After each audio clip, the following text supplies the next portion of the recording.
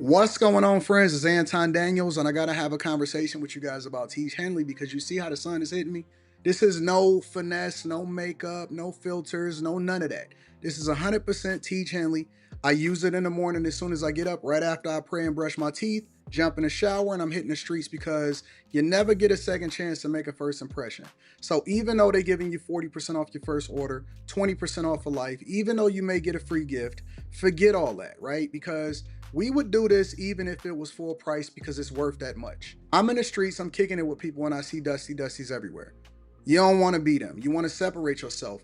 And the way that you separate yourself is self care. Ladies get it for the fellas. Fellas don't wait for the ladies to get it for you. I'm about to hit the streets right now and I'm feeling confident. I'm feeling great. I mean, I already got confidence, but to have that extra boost of confidence, knowing that you've taken care of yourself and you set yourself apart from all of the rest of the sheep that's walking around making bad decisions on a daily basis. And it's reflected in their actions. It's reflected in the products that they use. It's reflected in the people that they follow. And so if you're trying to level up, if you're trying to make sure that you look good, they're going to send you the pack. They're going to give you all of the instructions on how you're supposed to use it. Then make sure you get your Tiege Hanley. Again, 40% off your first order, 20% off for life. Get your free gift. Make sure you tap in with your boy Anton Daniels because Unc is never going to lead you wrong. I would never have you use a product that I don't use myself. Again, they've been rocking with me for a long time. Make sure you get your Tiege Hanley. I love you. I appreciate you. I'm going to holler at you guys later.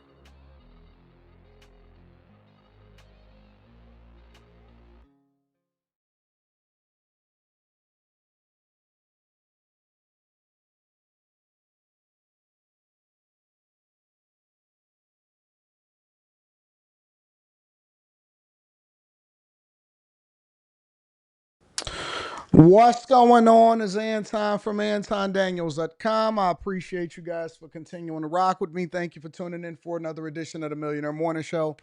I am your host, Anton Daniels. What up, what up, what up, what up, what up? I never lead you wrong. I never lead you wrong. What's going on, friends and family? I have a very entertaining show for you guys today. And I want to have some discussion. And we may pivot a little bit depending on what's going on in these streets. But what's happening, friends? How y'all doing? How they treating you? They treating y'all good? Life good? Is life good? What up, Manasa? Sabrina? Elmatic? Major Gaines? Zero Royce? Chris Cunningham? Azriel? Yakar? K. Cooper? ICB2? Rhonda Poole in the building. Trees, Crown Me, Purple Haze, Sabrina Brown, what up? Brandon Burke, what up, Brandon Burke? I appreciate you. Hey, Brandon Burke says, AD, how do I get to Unk status? You don't want Unk status. Unk is just age. That's it. That just means that you've gotten to a certain age, but you can get to a certain age where you basically a crackhead. You know what I'm saying? A crackhead could be an Unk is like 40 and up. All right. But you want to be an OG. That's what you want to do. You want to be an OG. You want to be a person that kind of then made it, that people can then get some insight and some information from so that they can ultimately be better than you. That's what you want. You want OG status. You don't want Unk status. Unk is cool. You know what I'm saying? That's just like, yo, what's up, Unk? What's happening? You want OG status, you know, because you could be an unk crackhead, you could be an unk successful man, you could be an unk a lot of things. You know what I'm saying? I was praying. I wouldn't even say praying. I don't like to say praying because it's kind of like saying you're a Christian, you know? When you say you pray, it's not really that. It's more like talking to God, having a relationship. I have a when I am a lot of times if you're around me, for example, and you hanging out with me, then you'll hear me say stuff under my breath sometimes, or I'll huff and puff, and I'll be like, ah, that's because I'm getting the answer from God that I may not necessarily care for, that I know that I got to execute on because I got to operate in obedience, right? Or you may hear me say something like, and people point it out a lot of times, but I don't notice it because I spent a lot of time grinding and hustling and working by myself in a car by myself And so a lot of times I'm talking out loud, but I'm really talking to God. And so because I seek insight, I seek information. I like when people give me their opinion and stuff like that. But ultimately, every decision that I make in my life, especially big ones, it all comes from my relationship and talking to God. So I talk out loud sometimes, or when I'm around people, I still do it, but I kind of talk a little lower under my breath.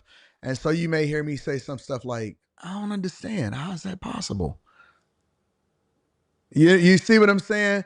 And so when you build that relationship um with God, you have those conversations. And so I don't like to necessarily say pray.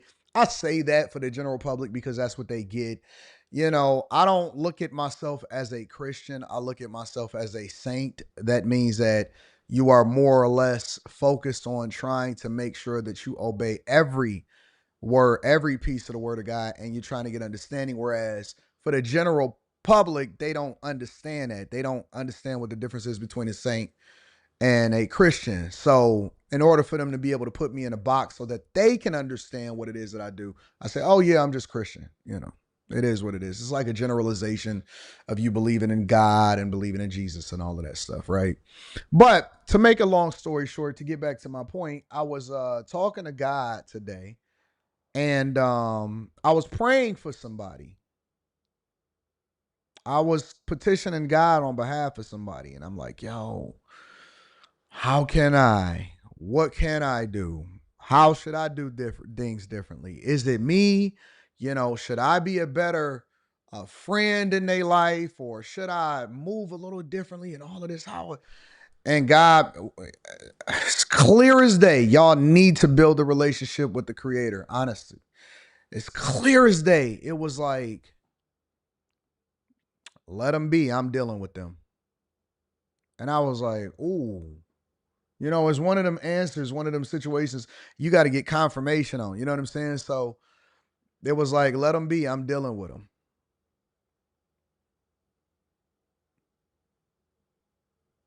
And I'm like, that couldn't have been that. You know what I'm saying? So I'm still, and then I get another one and it said they hard headed, hard hearted and hard headed. And I'm like, man, you know what? I'm going to just go ahead and let it go. And so sometimes you get to a point to where you got to take your hands off of things because, and I'm giving this as advice, not from a spiritual perspective, but I want to relate this back to real life because I think a lot of times, even mothers, a lot of times they're so nurturing. And this is one of the reasons why you got to have a balance of fathers and mothers in a household. Because what happens is mothers will be like, oh my God, not my baby. Got to bail him out of jail. Got to do this, got to do that, when in reality he need to sit there for a little bit. And the reason why he's in jail in the first place is because you won't allow for him to go through it. You won't allow for God to deal with him and make him suffer so that he can be the man that he's supposed to be. And I'm using that as an example. That's not applicable to my real life as far as that example in particular. But what I'm trying to tell you guys is that sometimes, your relationship with God will lead you to make better decisions when it comes to the people that you have to deal with in your life. It'll guide you. Ask for discernment. Stop asking for money so much. You know what I'm saying? Seek ye first the kingdom of God and his righteousness, and everything else will be added unto you. I live by that because regardless of whether you believe in God or not, what it means is that if you're doing the thing that you're supposed to do, if you're purposeful, then the money is going to come with it. You don't have to ask for money. That's the thing that people really don't understand, is that when you are purposeful, when you are intentional, when you are wise with your decisions, when you're proactive about the spaces that you put yourself in, when you are careful about the people that you network with, the money is going to come. So you don't have to pray for that. Pray for discernment. Pray for understanding. Pray for wisdom. Pray for guidance. Pray for the wisdom to make the right decision when you get the knowledge. Because a lot of times people get the knowledge and then they use it for bad. That's all I'm saying. That's all I'm saying. So, yeah, man, life is good. It's the summertime. It is July 16th, 2025, year of our Lord. We here. We here. We here. Great show last night. We in the building, and hopefully you guys find entertainment and you find some form of fruit that you can utilize in your real life in the shows that we do here on the Millionaire Morning Show. Make sure that you're subscribed, and then more importantly, share this with your friends and family, because we don't want to be successful by ourselves. If you have not already, make sure you tap into the Patreon. Link is in the description as well as pinned to the top of the chat.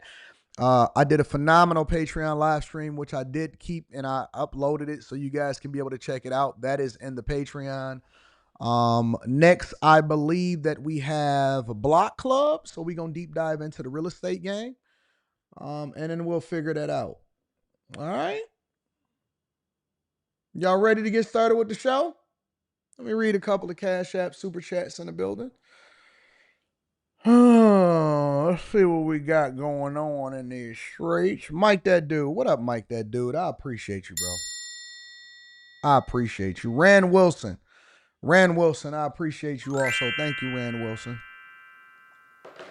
Let me read a couple of these super chats that we got popping off. Joe Gunn said Karen Bass's grandfather was Mexican. It's in your email. Short California decline documentary. What I don't understand what that means. What is that? What is that supposed to mean, Joe Gunn? Like what am okay, so let me ask a better question. What is that supposed to do with? I think that people have the wrong understanding of conservatives, Republicans, and even our objection to illegal immigrants in this country. We're not against migrants. I don't care if you are Mexican, Venezuelan, Guatemala, Asian, white, black. I rock with everybody that is legal in the country. She sympathizes with immigrants. I don't care what your background is. I don't care if you white, black, black American, African, Mexican, any of that type of stuff. I don't care about none of that stuff. I care about whether or not you came over into this country legally. That's it. That's it. If you are legally here, I'm with you. I'm with you. Somebody says that's why she's defending illegal migrants so fiercely. Come on, y'all. Come on, y'all. Listen, we have to separate our emotions and how we feel from the objective facts. When stuff happens, we react to it, we give our opinion for it. I don't want y'all to turn into incels when it comes to migrants. I don't want y'all to turn into incels when it comes to women or men or any of that type of stuff. We have to be able to separate what is legal and what we stand for from whether or not we like somebody. We can say we don't like them, we think that they are the worst mayor in the world, but we can't just start making hypotheticals based off of what we think that they doing and why they doing it. Like, we just have to go based off of what we see. Only thing I care about is whether or not people are here legally or they not here legally. I don't care if you Mexican. If you Mexican, I got a lot of Mexican friends, but I got Mexican friends that are here legally that are against illegal migrants coming into this country.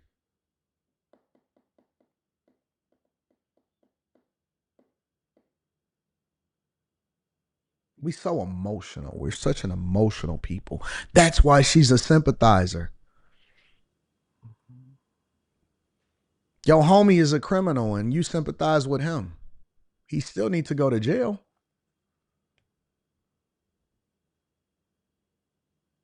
You still need to go to jail. You know what I'm saying? I can sympathize with why somebody is doing what they're doing. I understand why illegal migrants are coming into this country. I don't blame them for trying to take advantage of a loophole and a gap in the fence that Biden left wide open for them to get here. I understand exactly why they want to get here, because it is opportunity, is money. It's the greatest country on the face of this earth, especially considering where they came from. I empathize with the fact that you want a better opportunity because you was not born here, but you still got to go home. You still got to go home. And you still got to come over here legally, because we cannot have a world, a country without borders, because that is not a country. I can understand why you did it. I can empathize with why you want to come over here, but it doesn't mean that you can, and it doesn't mean that we going to allow you to, and you got to go home. You know what I'm saying? Like, somebody said, "What's that's not the point." Because you don't have your own show. And so it's not about what the point is from what you're saying. It's about what the point. Let's be clear. Let's be very, very clear. As much as I love people and their differing opinions, the only opinion that really matters here is mine, because I am the person that is conducting the show. And so if you wanted to have your own opinion, you would work your ass off for 11 years. You would build up multiple different platforms, millions of views. You would be doing 50 million views a month on one platform alone. You would be putting your face on screen instead of using a profile picture of some penis that you got out of the blue somewhere, and you would be doing your own show. And then we would be saying, you know what? I don't know if I agree with you or I disagree with you. But I want to be very, very clear. The only opinion that really matters when it comes to this microphone right here is mine. So I'm not looking to see your point. I'm looking to help you to understand why I said what I said. And then I'm going to let you argue in the comments. That's the difference. I want to make sure that just because we operate in a democracy in a chat does not mean that this is not a republic on this show. This is the Anton Daniels Constitution, and the First Amendment is Anton is the only voice that matters until I decide to address you. Let's be very, very, very clear. This is a benevolent dictatorship. This is not a democracy.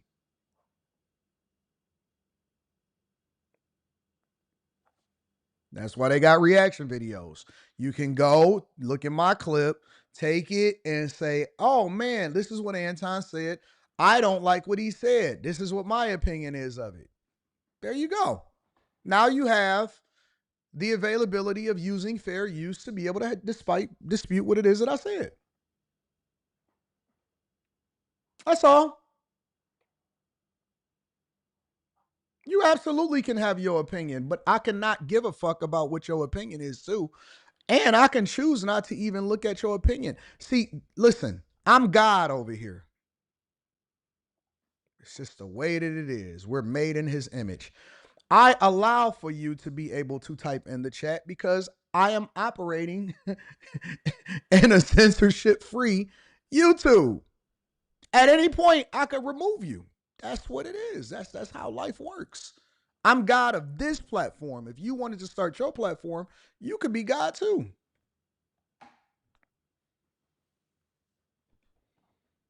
Shout out to you though. Thank you. Thank you for your opinion. Thank you. I appreciate you. Thank you, baby girl. See, you come from a space where you used to men like listening to what you say and saying, you know what? Yeah, I consider what you say. I'm not like that. I'm seriously a benevolent dictator. I am the type of man. Let me tell you what type of man I am, and then we're gonna get started with the show. I am the type of man that will tell you, you know what? No, I'm not gonna remove you. I want you to be in here, baby girl. I am the type of man that will be like, yo, what's going on? How you doing over there? And then she keep on going back and forth. Hey, didn't I tell you to take care of that real quick? What are you doing? Why are you not? Why are you taking care of that? Didn't I tell you to order a bottle of wine? And then I can hear you on room service, hear you on the phone. I think I don't know. I think I want to order a glass. I'm gonna just look at you. I'm gonna look at you. I'm gonna just look at you. I'm the type of man that's just gonna look at you and you gonna know what it means. I'm not gonna go back and forth with you. I'm not gonna go back and forth with you. I am not the type of guy to argue with women. I'm not gonna argue with you. I'm not gonna sit there and go back and forth with you. I'm not gonna try to hear you out. I don't want you to tell me what your communication style is.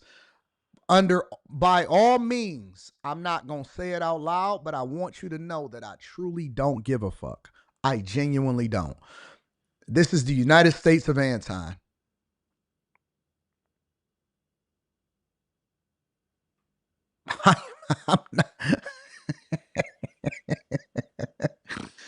You used to another type of person. You used to your mama. You your mama's child.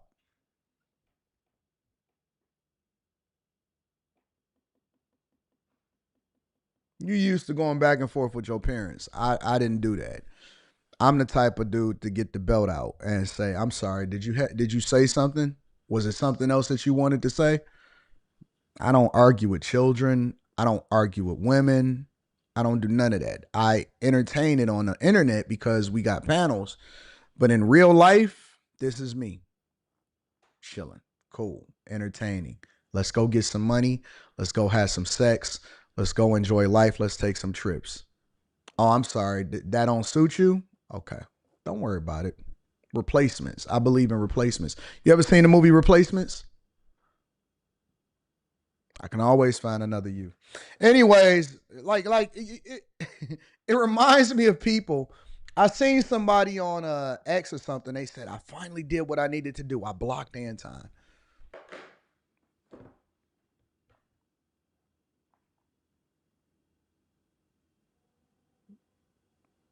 Yesterday, I grew by 8,000 subscribers. I don't care. For every one of you, it's 8,000 more that's going to come into the fold.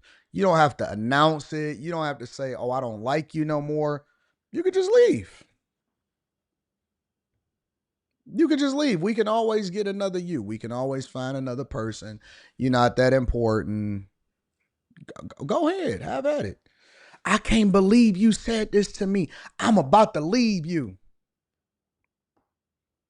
Was that a threat or did you want me to stop you? Because I'm not the type of guy that's gonna stop you from walking out the door. I'm gonna be like, damn, that's messed up.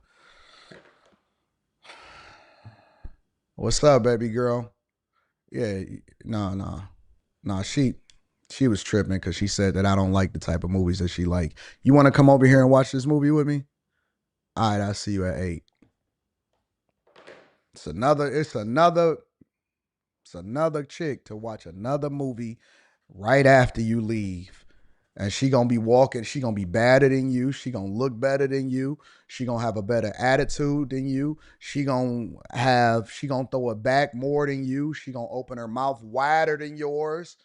Matter of fact, I might get 2 of her. It's always another one. Like for real. That that that shit is it's out. Arguing, going back and forth, all that's replacements. You know what I'm saying? Anyways, y'all ready to get started with the show? y'all, re- y'all ready to get started with the show? It's another one right there in the DMs. I just scroll up. Beep. Find another one.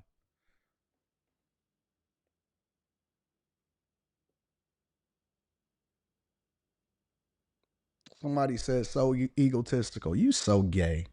You so gay. Look at you. Look at you.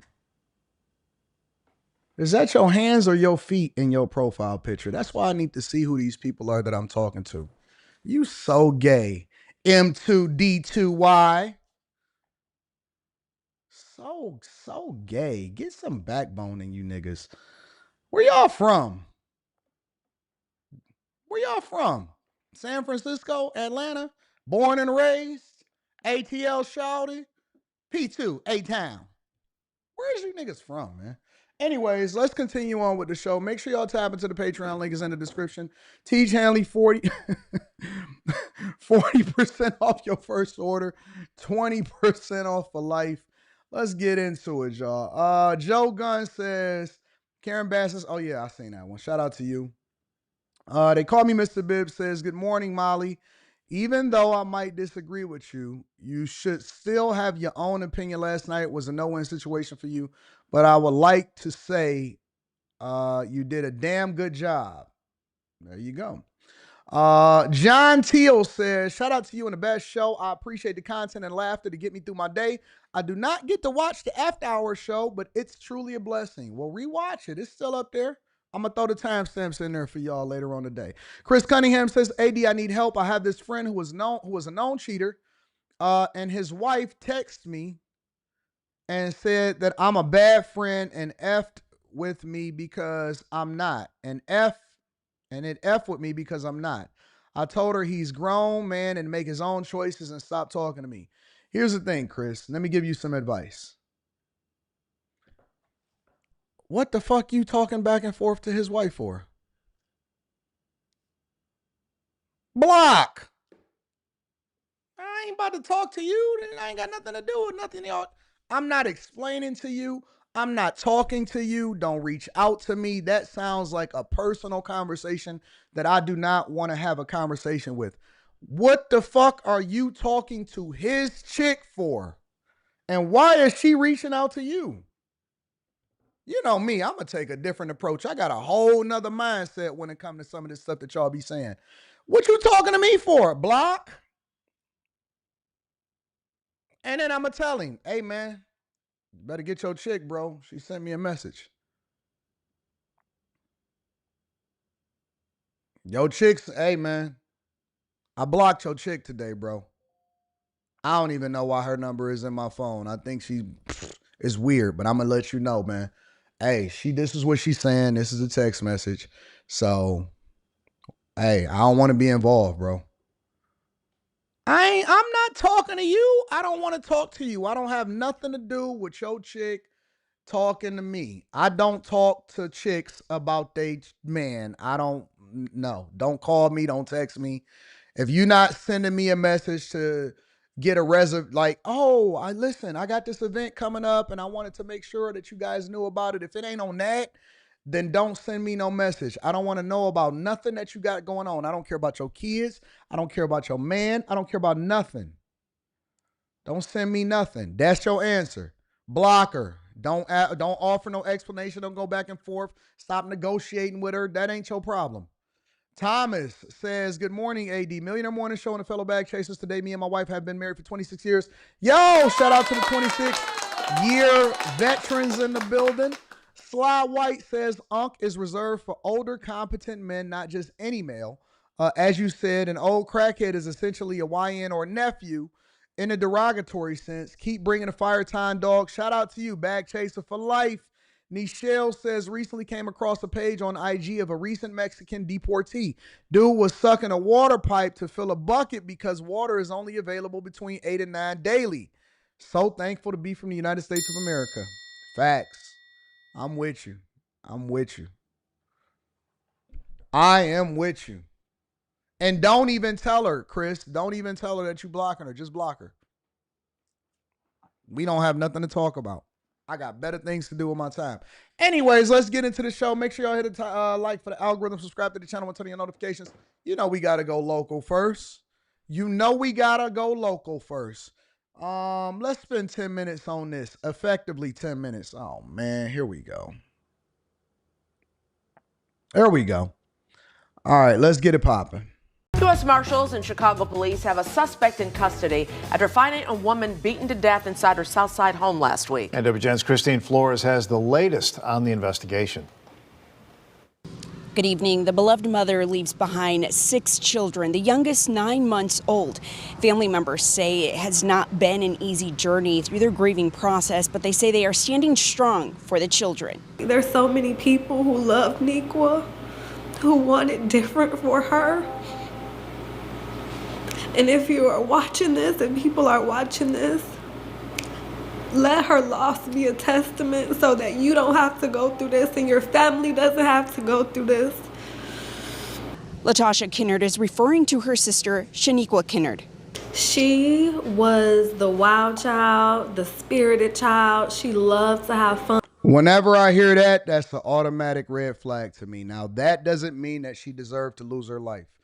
But whenever I hear that, she was the wild child, she was the rebellious one, makes sense. Makes perfect sense. That's why they chose the person that they chose to be in a relationship, because they was the rebellious one, they was the hard-headed one. Y'all be trying to make it seem like it's a good thing. Like y'all be trying to make it seem like, no, she was the wild child. That just means she was a free spirited. No, that means that she was disobedient and you didn't have the ability to follow directions the way that you were supposed to follow directions. And so you found yourself in a situation where you wasn't supposed to be in it in the first place. That's what that tells me. That's what that tells me. Every time. Every time I hear somebody say that they was free spirited, they was the wild child. And don't get me wrong, I am absolutely, there is a message, there is a lesson in this situation that we need to get into. But every time I hear somebody say they was a free spirit, they couldn't be held down, they always wanted to be out there on their own, they had to go and discover themselves, and they a woman, rebellious, couldn't tell you nothing. Everybody tried to tell you that you shouldn't have been with this guy in the first place. This is not the man for you. Be careful. Don't do it. Stop getting pregnant by the man that don't care nothing about you. That's not the guy that you want to be associated with. He probably gonna go under and go to jail and take you with him. That is what it tells me every single time.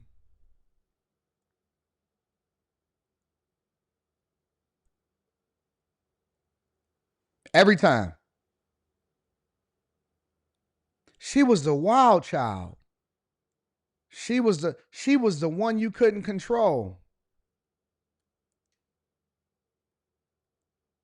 She couldn't be told what to do. She just had to go and discover herself. Translation. You couldn't tell her nothing.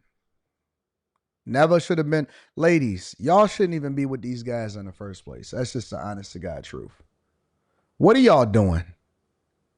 I had this conversation with y'all the other day, and I need y'all to listen to me. Listen to Anton. Listen to Anton. Listen to Daddy Ton. Daddy Ton is not going to lead you wrong. The same way that I told y'all, get that Tiege Hanley, 40% off your first order plus 20% off of life. Daddy Ton is not going to lead you wrong. Listen to me. I will save your life. I will save your relationship. I will save your marriage. I will save your sanctity. I will save your box. I will put you in a position to be successful. If you want to listen, I will save you. You don't want to hear me. You want to keep doing what you want to do. You think it's going to be good on the other side. All right. Well, let's see how that work out for you. And she loved her family. According to police, the 30-year-old was fatally assaulted in Riverdale in the city's far south side. She was found unresponsive around 8:10 Friday morning inside of her home in the 13,000 block of South Martin Luther King Drive. According to the medical examiner's office, she died from multiple injuries from an assault, and her death was ruled a homicide. Let this be a testament to domestic violence and abuse. If a man is putting his hands on you, that's not a caring and loving man. That's not a protective man. That's not an overseeing man. That's not a man who actually wants the better for you and your future and your kids at that. Shaniqua leaves behind 6 children, the youngest 9 months old, the oldest 13-year-old Amari Smith. Is that a number? Like, is that the number? What is up with the number 6? Does that mean anything? To all of my extra weird women out here in the streets that, believe that all of these things mean things and all of that. What does that mean? Like, and specifically when it comes to kids, women that have 6 kids, for whatever reason, they always are the ones that seems like they got crazy baby daddies. And I know that that's not applicable to every woman that got 6 kids. But lately we've been seeing women that have 6 kids having problems with men. And what I'm trying to understand is that normal? Is that a thing? What's up with 6 women with 6 kids?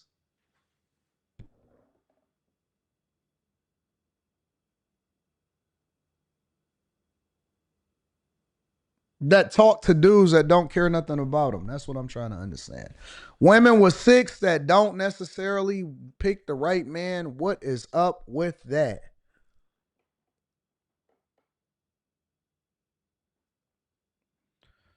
I want people to know that my mom was very kind and that she loved all the people who supported her, and she was very grateful. Chicago police announced 30-year-old. Every time. I'm not going to keep on doing this. Listen, let me tell you something. I'm going to tell y'all something. When y'all sent me this story, and this is on everything, I did not watch the story. I didn't see who the culprit was. I didn't see who the perpetrator was, the guy that beat the hell out of her, that killed her, all of that stuff. I didn't know. But the one thing that I keep saying to y'all is that it is a pattern. It is a person, and it is a profile picture of a guy that usually is the perpetuator of beating the fuck out of a woman and taking her life when she just so happened to have 6 kids. And so what I did was I pulled up a photo and I said, all right, well, let me get an inmate photo. Anton, what do you want that inmate photo to be? Dreadhead. Every single, usually he has a goatee. He don't have a full beard. He has a goatee, dreadhead, black lips every time. Goatee, dreadhead, black lips every time. Didn't even know it, just so happened to show it every single time. Yes. King Ali TV, usual suspects. Don't sit here and keep telling me, Anton, why you always... Did I profile him right or did I profile him right? Didn't even have to know anything about him. Don't need to know where he worked at. Don't need to know what he did. I know, for some reason, I know it's not going to be a white man with surfboard hair and blue eyes that's going to be beating up Shaniqua inside of her apartment with her 6 kids and 2 bedrooms. King, am I wrong? Am I wrong or am I right?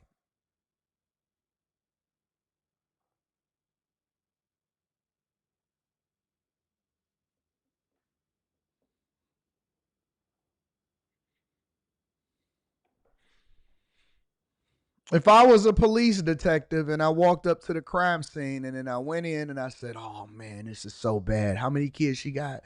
She got 6 kids that she left behind. We don't know what we're going to do. Oh, shoot. All right. Do we have any leads? We think it was her boyfriend that just got out of jail that did it. All right. So let me go ahead and paint the picture. Anton, do you have prophecy? Are you able to put it together just like that? Well, no, just give me a second. Let me see. About 5'11", dreads, black lips. Oh, they just arrested him over there. What does he look like? 5'11", dreads, black lips. Oh, that's crazy. That's crazy. Crazy work. Did he just got out of jail? 2 weeks ago. Yep, that sounds about right. Did she have a restraining order? Nope. Did her mama like him? Yep. Okay, cool. This is it. Did he have a goatee? Black lips? Yep. All right. Well, that's him. That's him. That is definitely him. Every time. If y'all don't want to be profiled, don't sit here and talk to me about it. Talk to your fellow dreadheads and tell them to stop beating the fuck out of women, and then we won't have this conversation. Jarv Toms Dixon was charged with first-degree murder in this case. This is a very hard time, and the only way that I'm getting through it is with the love of friends and family and time. And at the same time, it's like there is no amount of love or support that's going to bring her back. The family has created a GoFundMe page to help with funeral expenses and for the care of the 6 children. You can find that link on our website. Is there going to be a GoFundMe? Yep. Are they also going to do a fish fry? Yep. Are they going to hold a vigil where they put teddy bears and balloons in front of her door so that they can't rent out the unit to somebody else? Probably. Is everybody going to be crying and falling out at the funeral? Yeah. Is it going to be in the summertime? Yep, that's what's going to happen. Are they all going to say that she was a good mother, but she was just a wild child? Yeah. Have they been together for a long time, and is this a pattern of abuse that has been perpetuated and that nobody is surprised that he is the one that is the culprit, and they knew immediately who the culprit was, and they knew that when nobody broke in and did it to her? Yeah, that's probably it.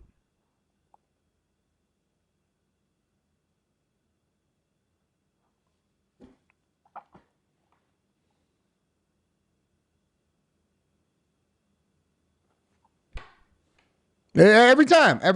GoFundMe. WGNTV.com. The suspect. Does anybody have life insurance? Nope. Are the kids going to have to be separated and sent to all of the different relatives? Yep. Is scheduled to have his detention hearing tomorrow. Reporting in the city's far south side. Was he scheduled to have his detention hearing tomorrow? Yep. Christine Flores, WGN News. All right, and if you or somebody you know is in, they're going to put up the number and say, if anybody you know is in a domestic violence situation, call the network advocating against domestic violence. Are you going to take that number down? Nope. Do you plan to leave? Nope.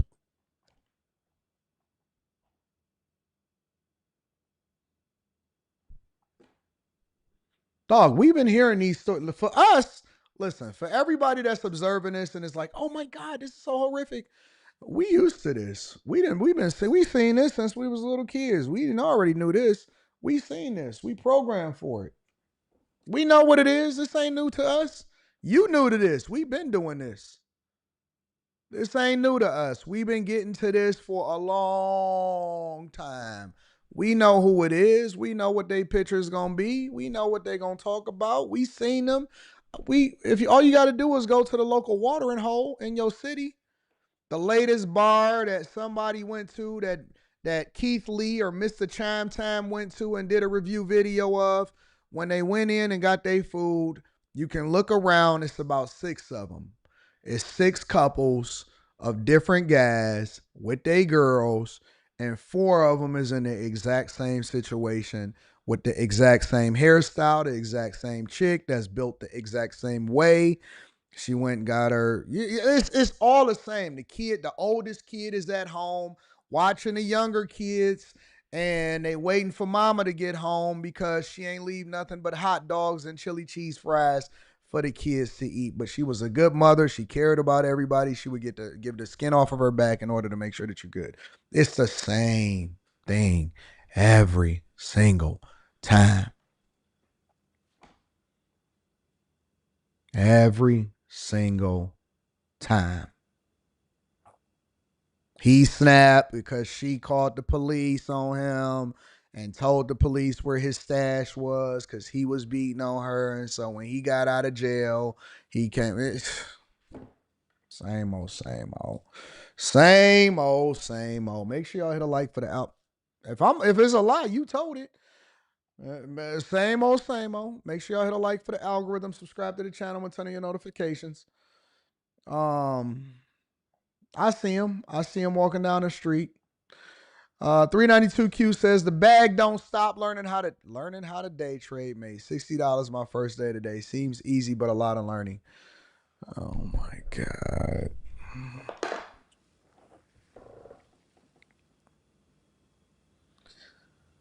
Listen, I'm not telling y'all what y'all should and shouldn't do, but I am not an advocate for it. I'm pretty sure that there's plenty of people that are good at it and they know how to day trade.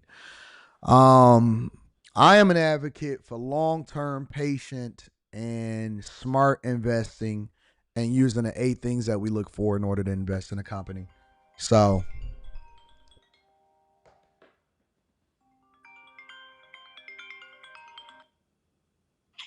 Charleston.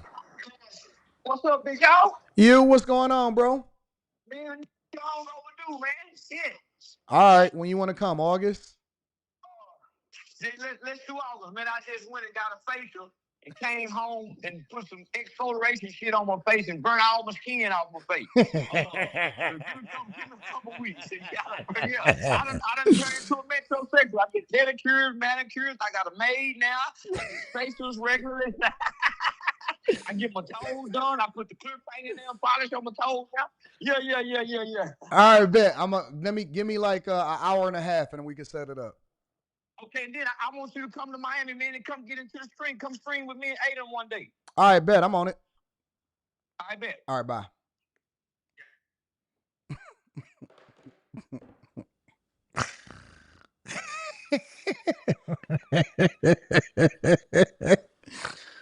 Oh my God. He is so crazy. That's my guy, though. That's my guy. A lot of people I seen somebody the other day and it was like, man, Anton and Carlson don't like each other. And I be thinking to myself, who? Who, what, when, where, why, and how? So that's my guy. It's always, oh man, that dude is so funny.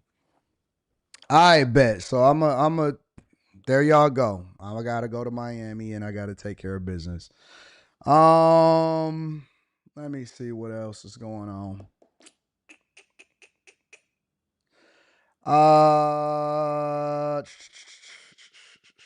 Shout out to you, 392Q.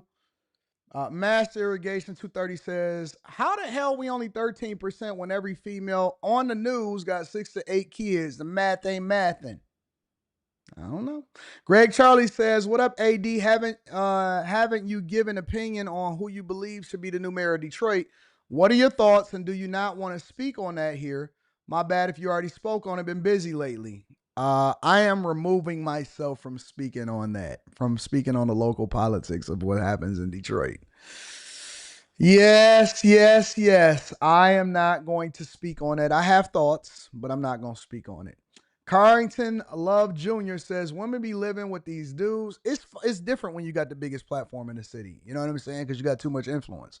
Women be living with these dudes, having them using his whole check to pay the bills, but screwing other dudes in a tramp form, and then clueless when they have abusive, fatal outcomes. Don't mean that anybody should be killing nobody, bro. The outcomes are worse because the man has been taking care of her 6 kids versus 2. When he finally goes through her phone and see another dude thanking her for that mouth he got for $150. Mr. Joe says, can you get Charleston on after hours? Y'all want Charleston on after hours? Is that what y'all want to see? I mean, Charleston to do whatever it is that I ask him to do. That's my guy. So, anyways, let's keep it moving. All right. Let's get into this. All right. So in the spirit of this, before we start to deep dive into the money, the politics, what's happening city to city, I got to get into Chicago really quickly. But before we get into this kind of broke my heart, y'all. All right. So I'm going to share this with you guys because it broke my heart. Now, don't pay attention to the headline because there was only so much room that I could put in the headline itself. But I want y'all to really take in what this woman is saying, okay? I want y'all to really pay attention and take in what this woman is saying. It is important for y'all to hear this. I'm going to play it twice just so that the people catch it in the back, all right? It's just like, I'm not the type of person that feels sorry for myself, but I'm just, every time I look at my son, I just cry because it's just no way. There's no way I put us in this position. Like, it's just no way, and I did. And it's just like, I'm so sorry. I'm so sorry. I just keep saying, I'm so sorry. And it's like, yeah, I might be at someone else's house, but who's to know how long this is gonna last? Like, all of our stuff is in the storage. I can't even get my soap, toothbrush, toys for my son to play with. Like, nothing. And he just laughs it off. Every time he just laughs it off. Oh, y'all don't need that right now. And don't use lights and water. And before he left, he's like, respect my house. You don't have to tell me these things. I already know that you're doing me a favor, so I'm going to do that. And it's just like, before we got here at his house yesterday, you know, he let me know, all you got to do is cook clean and, you know, and have sex occasionally. I've been friends with you over 15 years, best friends with you. I've never had sex with you. Why would I do that now? That was before I came here.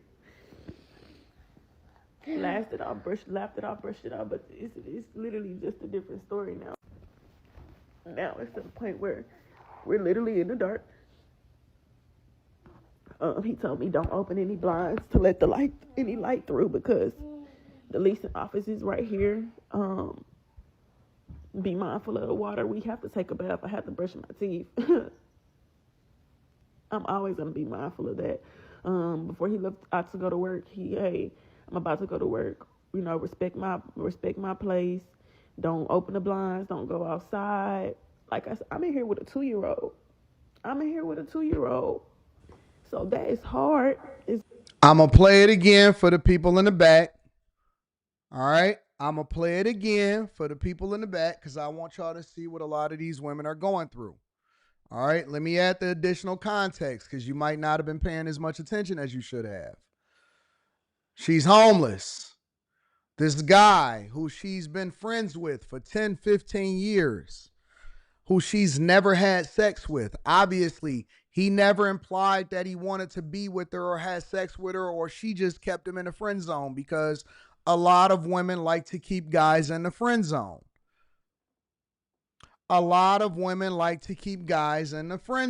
So this guy, who for whatever reason, because she didn't add any background story, she didn't say that while she was out here on these streets homeless, who her baby daddy is, what her relationship is with her circle and friend group, why she ain't got no female friends, who's her mother, why did she lose a job, laid off or whatever. What she basically is implying is that she called this guy who was quote unquote her friend and that they've never ever had any sexual relations to give her a place to stay. He then said, well, listen, if you gonna stay here, then you just gotta cook and clean and then you gotta bust it down for a real one.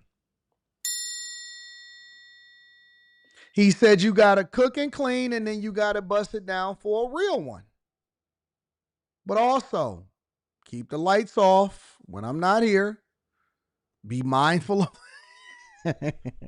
be mindful of the water that you're using.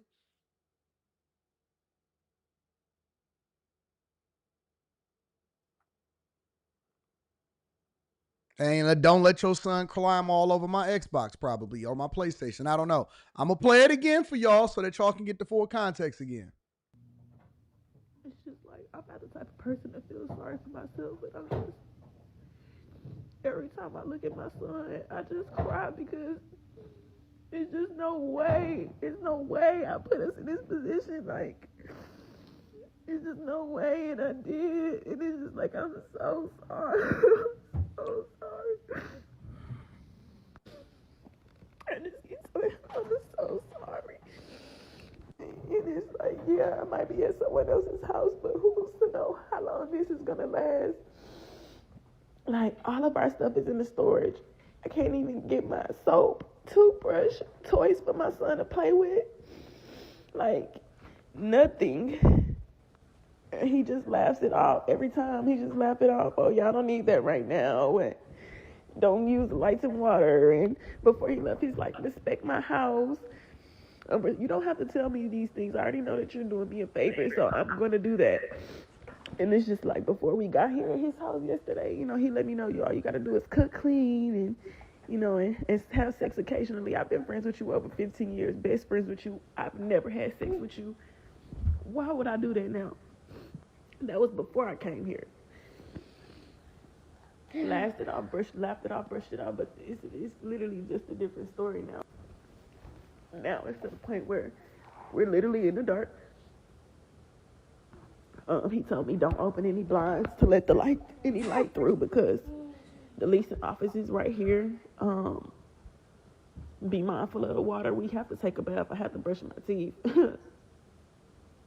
I'm always gonna be mindful of that.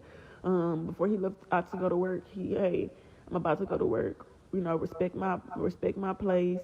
Don't open the blinds. Don't go outside. Like I said, I'm in here with a 2-year-old. So that is hard. Let me tell y'all something. You his girl. You are his girl now. Whatever it is that you had before that, whatever friendship that you thought was platonic, and that, oh no, we could just be friends, we just hanging out. No, you his girl now. He that kid's baby daddy, and you his girl. You are his girl. Now, multiple things can be true at the same time, and this is the part that I want to explore. The first thing is, I think that this guy is crazy, 100%. I can't say that he's illegal or he's doing anything illegal because he's not doing anything illegal. But to have a chick that you are basically plotting on to bust it down for a real one, stand in the friend zone for 10 plus, almost 15 years is diabolical, in my opinion. That's number one. Number two, women, you have to be more situationally aware. I keep telling y'all, is it possible to have a platonic male friend? Yes, it is possible. It is highly unlikely because it is a strong possibility that somebody want to bust somebody down and somebody is being kept in the friend zone. And so while you think that this is the person that you can call, you're going to be giving it up for a real one when you find yourself under duress. Number three, it is crazy to think that this guy is saying don't turn no lights on and don't run no water excessively because the leasing office is over there and you got to be mindful of the water because we don't want to spend too much money on water. That's insane to me. Number four, how do you women continue to get yourself and put yourself in a situation where you've graduated from broken to opening up your legs for somebody that you don't care from to leaving that guy after having a child with him and then putting yourself in a position to have to bust it down for a real one in order for you to not be homeless? Because that's basically what she's doing. She's trading box for shelter. That's all she's doing. She's trading box for shelter. She got her Negro wake-up call. Oh, wait a minute. This guy actually do want me to bust it down for a real one. He's not just going to make sure that I have shelter over my head because he's going to play the role of protector and provider without getting something in return. Oh, he don't just look at me as a friend. Oh, he don't think that my kid is that cute. Oh, he don't think that my kid need to go and get some toys so that he can play harder inside of my apartment so that whatever. This is not something that is new. Wake up, wake up, wake up, wake up, wake up, wake up, wake up, wake up, wake up.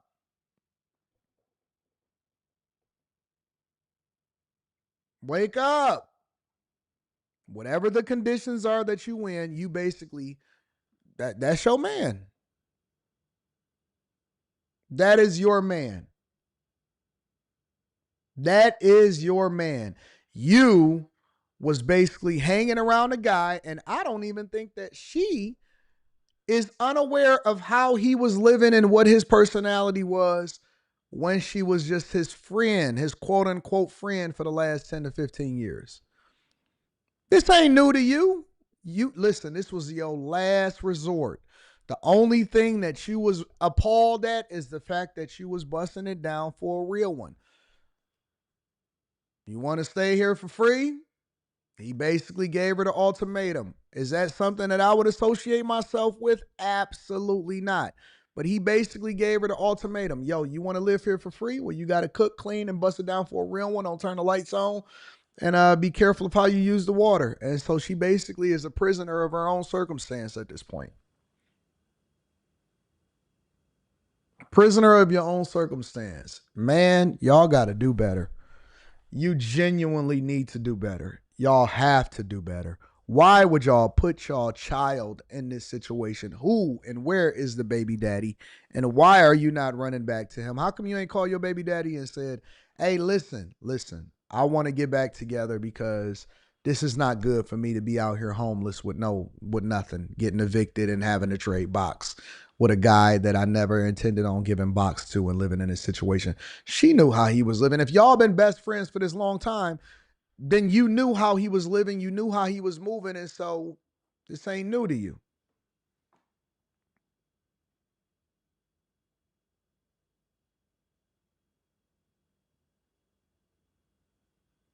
Apparently she don't work because she can't go outside. You said, does she work? Apparently she don't work.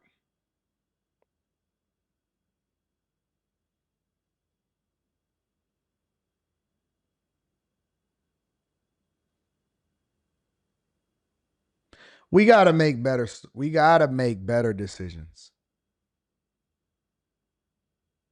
We have to make better decisions on a regular basis. We have to. You cannot keep on putting yourself under duress, and now you got a child that's with you that's suffering right along with you. Y'all have to make better decisions. Seriously. Y'all out here dusty, trading boxes. I told y'all that this was going to happen. I said this a long time ago. I said, what do y'all think is going to happen when these layoffs start to hit and people don't have no skill set, and all of the strong, independent ladies that was out here running around? And did I not say it? Yes, I did. I'm not even going to wait for you to confirm it. I did say it. I said, what do you think is going to happen? I said, the box is going to get cheap. They're going to bust it down for a real one, and they're going to start making the sacrifices that they never thought that they would ever make in their life in order to have shelter over their head. I said it. I predicted it. I'm starting to see videos everywhere. My inbox is full with videos of women that are in situations, secretly recording, making up secret accounts on Instagram and TikTok, talking about their situation and how they don't like how they're under duress, and they are in a bad position and they don't like it, and so now they got to suffer through it. My inbox is full of women that is doing the exact thing that I predicted was going to happen. It is not something that's new. This is not something that's groundbreaking. It's full.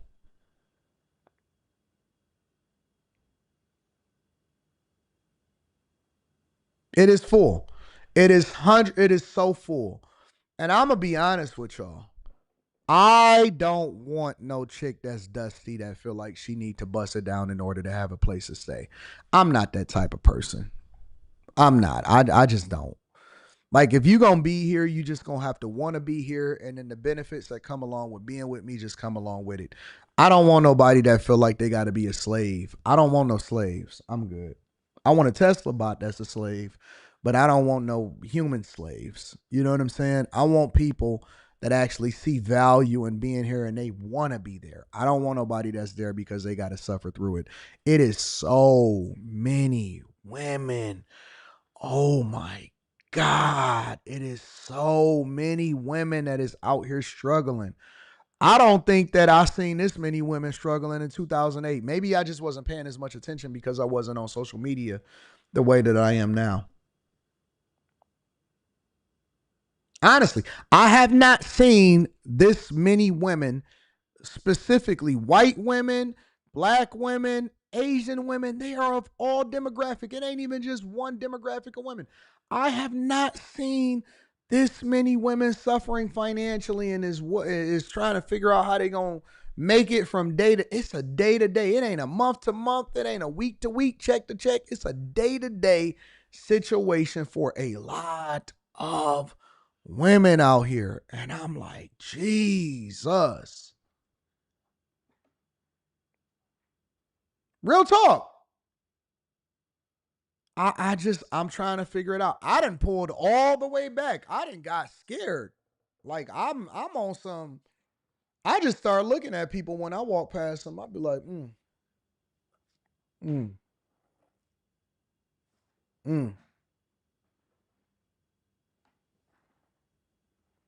And they're more fervent than ever before. They wolves. Oh my God. Oh Jesus.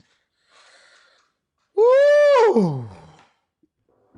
They wolves out here. They not playing. They are shooting a shot. They are very forthcoming. Hey, like, what's up? Remember me? I met you at such and such and such. Oh yeah. What's going on? Hey, how you been? I'm good. I'm almost good. I'm figuring it out. What that mean? I thought that everything was all cool. You know, we gonna get it together. You know, I'm trying to find myself. Wait a minute. You went from, hey, remember me, to I'm trying to find myself in 3 sentences? Word. I'll be like, oh, that's crazy. All right, let me pump this gas and get up out of here. Hey, hold on for a second. I be seeing you everywhere on social media. I can't open up, honest to God, this would be happening. I can't open up an app without seeing you. I mean, I knew you was talented, but it's your time. Yeah, this me. Yeah, pray for me because, you know, pray for me. I'm just trying to figure it out. I don't know what's going on. I still look at myself as a regular guy. I don't go off of that. I'm still in the city. I'm pumping my gas just like everybody else, just like you are. You know what I'm saying? Yeah, that's cool. You know what? What are you doing this weekend? My kid is gone with his daddy. I get him every other week. What are you doing this weekend? We should catch up.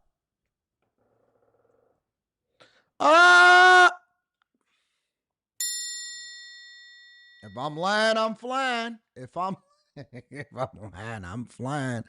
If I'm lying, I'm flying. Oh no, I'm gonna be out of town this weekend. You know what? I, you right here. Is your number still such? I'll be like, man, this is crazy. Nope.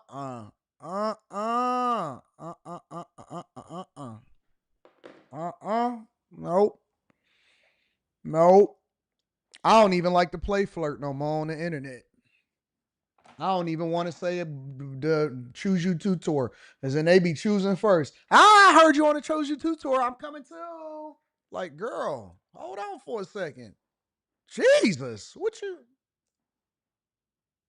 I be feeling like it's a setup at this point. I don't even play flirt no more. I don't. Nope, no online girlfriends. Hey, girl, you cool? I'm done. No play flirting, no nothing. I don't want nobody. I'm not busting down no chicks. I'm not playing no games. See, y'all took it too serious. Now you all crazy. Now I'm straight. I'm chilling. You got it. I'm straight. I don't want nobody. I don't want nothing. Nope. I'm straight as a square. Oh, Anton don't know the game. He been in the game. He been out the game. Facts. One man, one girl, one sound, one band, one sound, one band, one sound. Facts. Leave me alone. I don't know nothing. I don't want to know nothing. I'm not interested.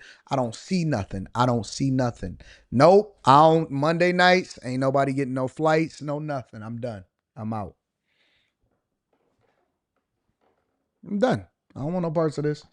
Make sure y'all hit a like for the algorithm, subscribe to the channel, and turn on your notifications. I don't want no parts of this. Get me out the game. Sub me out, coach. Anton is the GOAT, back chasing for life. Shout out to Nola Grillin and all of the Patreon members. Make sure y'all tap into the Patreon. Link is in the description as well as pinned to the top of the chat. Lord B says, what up, though? That's the best friend tax, says 392Q. That's crazy, bro. Y'all still 13% of the population because for every born baby, another 5 is buried. And regular people get buried too. I'm in the bind, Nate says 392Q. Nichelle says, stay with your baby daddy. Just say it with me now. Stay with your baby daddy. Eric Harris says, I must say homeless box is unattractive. Tell me about it. It almost seemed like it's not washed, you know? Chris Cunningham says, she's a Sony. He's Nate. Trombone Josh in the building says, ask Mercedes from Q Show. Mercedes is dope. Where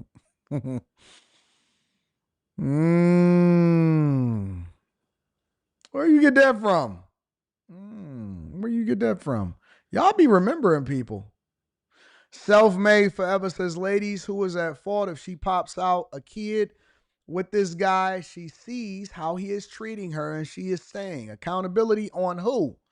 Lord B in the building golfing says, quoted from Quentin, women are dumb. 392Q says Tyler Perry is going to have a field day with this story. Smarty McFly says, I'm in the bind, Nate. Mr. Lot in the building says he has her living like Batman and having homosexual freak-offs.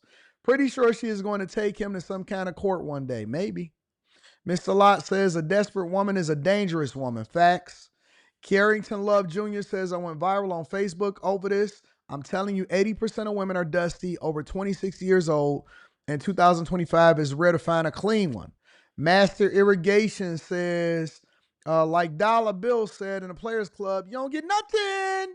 You don't deserve nothing. You get nothing. Good morning, Mr. Anton and the Millionaire Morning Show. Shout out to my girl P. Shank. Seaworthy 2 says Kevin Samuel said it. Winter is coming. Make sure y'all hit a like for the algorithm, subscribe to the channel, and turn on your notifications. I like Mercedes. I like Mercedes. She a good one. Yeah.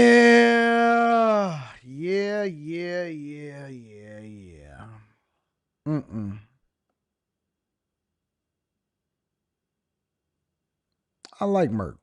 Merc is cool. Merc is cool. Anyways, make sure y'all hit a like for the algorithm, subscribe to the channel, and turn on your notifications. It's crazy out here in these streets. Let's get to it, y'all. Let's hit it in overdrive. Chicago. I didn't think that I would be coming this fast. Pause.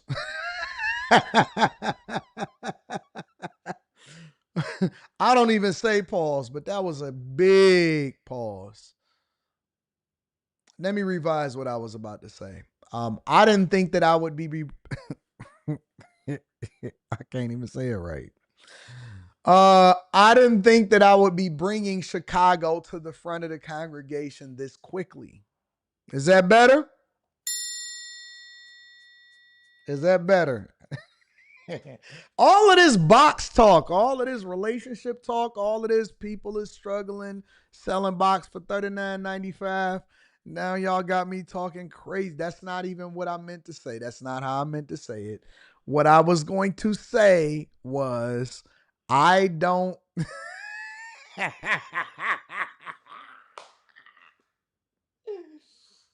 Oh my God. What is happening in the streets? I'm going to go with the way that I meant to say it. Not even the way that I meant to say it. I'm going to go with the revised way that I meant to say it. I didn't think that I would be bringing Chicago to the front of the congregation this quickly.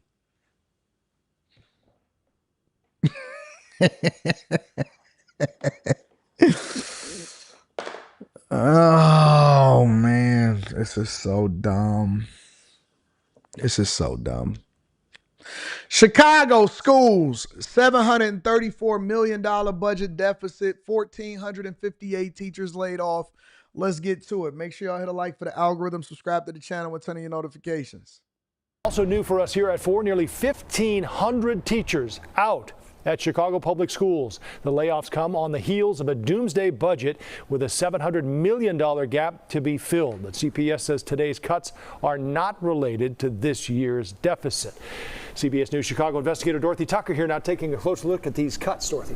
Well, Joe, as you said, hundreds of teachers, special education assistants, and even parents who help out in the classroom are impacted by these latest cuts. Let me break it down. The layoffs include 432 teachers, members of the Chicago Teachers Union. 123 of them teach special education students. CPS said the number of teachers cut this year is about 50 less than last year. But special education classroom assistants appear to be impacted more this year. So what they are telling you guys, let me break this down from a C student's perspective, is that this is not the first time that Chicago Public Schools, when they say CPS, they are talking about Chicago Public Schools. This budget, this $734 million budget deficit, is separate from the budget deficit that the city has.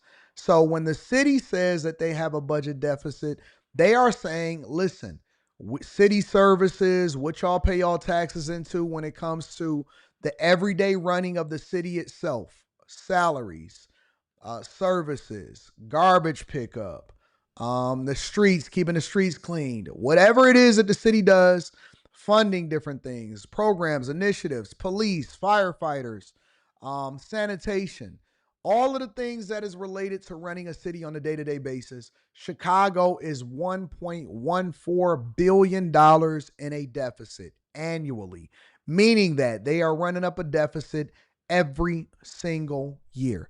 This is not something that's new. This is something that I have been communicating to you guys for a long time. And so the schools, Chicago public schools, are partially funded by the city. And then the other part of the funding comes from the state. So there's a two-layer system that comes in here. Portions of it is funded by the city itself. The other portion of it is funded by the state. Now, let me give you all a little bit of insight because some of y'all may not be familiar with how this works. In multiple states and multiple cities across the country, they fund the schools based off of what? Population and property taxes.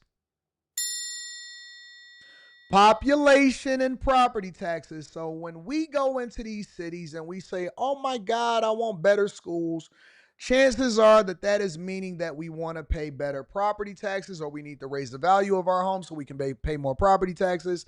And then that is going to be the determining factor for how much your schools get funded. Some states then say, hey, the lottery partially funds the schools also, whatever. But it is funded by how many students, right? Population. They then have a calculation and say, this is how much the school needs based off of how many students is there. This is how much y'all paying property taxes. This is what goes into the schools. And so this is how much you get per pupil, and you need to manage it effectively. What Chicago is facing is a budget crisis. Oh, wow, Anton, what does that mean? That means an inadequate, inept, stupid leadership that does not know how to manage their funds correctly, does not know how to balance the budget, does not know how to bring in more businesses, don't know how to make sure that they have the people of Chicago be taken care of. And so now you are facing over 1,400 more. Because last year they did it, the year before they did it, and the year before they did it. 1,400 more teachers are being cut, while at the same time you are facing an additional $734 million budget deficit. All right? In that job position, there were 677 layoffs announced today. They are represented by SEIU Local 73. That union saw only 404 cuts last year. In an interview yesterday, the interim CEO for the Board of Education did indicate the cuts were coming. We have everything on the table, and what's driving the decision that we will ultimately come to? Students first. CPS insists the cuts are not connected to the deficit. School leaders say it's all part of the annual budget that shifts staff according to school needs. Still, it's a big number. It is indeed. And they still have the work of the budget to do as well, right? They got a lot of work to do, and as always, parents are concerned as well. They should. So, Brandon Johnson had a statement that he wanted to make on behalf of the schools, and this is the assurance that he's given to the parents of Chicago whose children are attending these schools. And I want to make sure that I highlight the fact that they spent close to, if not more than over $1 billion on illegal migrants while being dependent on the federal government in order to continue to give them COVID funds that was obviously going to eventually run out. This is what Brandon Johnson had to say. Mayor Johnson is doubling down on calls for the state of Illinois to fund Chicago public schools. The teachers union says it wants Governor Pritzker to allocate more than $1 billion to CPS. And today, the mayor is supporting that move. The city of Chicago and districts across the state are not fully funded by the state of Illinois. Again, it's one of those areas where I'm going to need more. Remember what I told y'all. He's saying that it's not fully funded by Illinois, but let's continue. But to get active, to challenge not just city government, but the state government as well, to fully fund our schools, because the crisis that we are experiencing is a crisis of the result of failures of the past. CPS is facing. So instead of taking responsibility and ownership of the situation, what Brandon Johnson is proposing that you guys do is for you guys to go and fight fight, fight, fight, fight, fight, fight, fight, fight. Go and write your state legislators. Go and write J.B. Pritzker. Hey, we need to ask them to send us an additional $1 billion. We need to ask for more money, not manage resources more effectively, not give you reassurances, not make sure that we bring in more businesses, not do anything that actually helps the city itself, not drive in more residences, not do any of that stuff. What we need to do is, hey, we need to just ask the state, ask daddy for more money.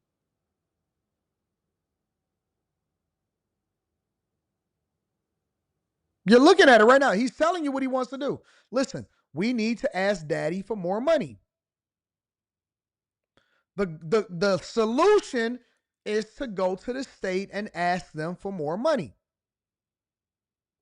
Now, the state got its own problems, obviously. They are suffering under their own duress, but that is not going to stop Brandon Johnson for asking for more money. But they also have another solution, and this is the thing, and for all of my Chicagoans, for all of the people that's in Chicago that feel some type of way about it, don't worry about it. Don't feel no type of way about it. It's not your fault. You voted for this. You continue to bring these people in. They said that they're going to go to the people, the parents, to give input. They're going to go to the community for input on how they can plug some of these deficits, some of these holes, how they can continue to educate their kids effectively. $734 million. That's the funding gap Chicago Public Schools leaders face in their next budget. Tonight, they started to brainstorm solutions with parents, teachers, students, and others. Our Sarah Maki was there listening in. And Sarah, we're talking about a huge number here. Right, a huge number. And here's another one, because this came just days after the district announced that they were laying off more than 1,400 workers, at the time saying it was because of delays in the budgeting process. Everyone agreeing that there will be tough decisions ahead. Look at the poor kids. Starting on a strong note, Chicago Public School leaders made their pitch. This is the place where we need you. Asking parents, students, and CPS staff. My school is a small magnet school. For their ideas to fix the looming $734 million budget shortfall. The money is there, so we need to tap into it. But a listening session where they didn't hold back the feedback. I had to learn how to navigate my voice and speak up when something that I need. Some participants surprised by what they heard. I knew that we were in a financial deficit. I just had no idea how big that number actually was. So that was kind of alarming to hear. District leaders say pension obligations, building maintenance, and services for students with disabilities are among the factors driving the deficit, giving some general money-making ideas for participants, like exploring TIFs, cuts to staff or programs, renegotiating contracts or furloughs and loans. But the ideas came from all angles. Like, why are they just sitting there? Like, why don't CPS think about doing something with those buildings?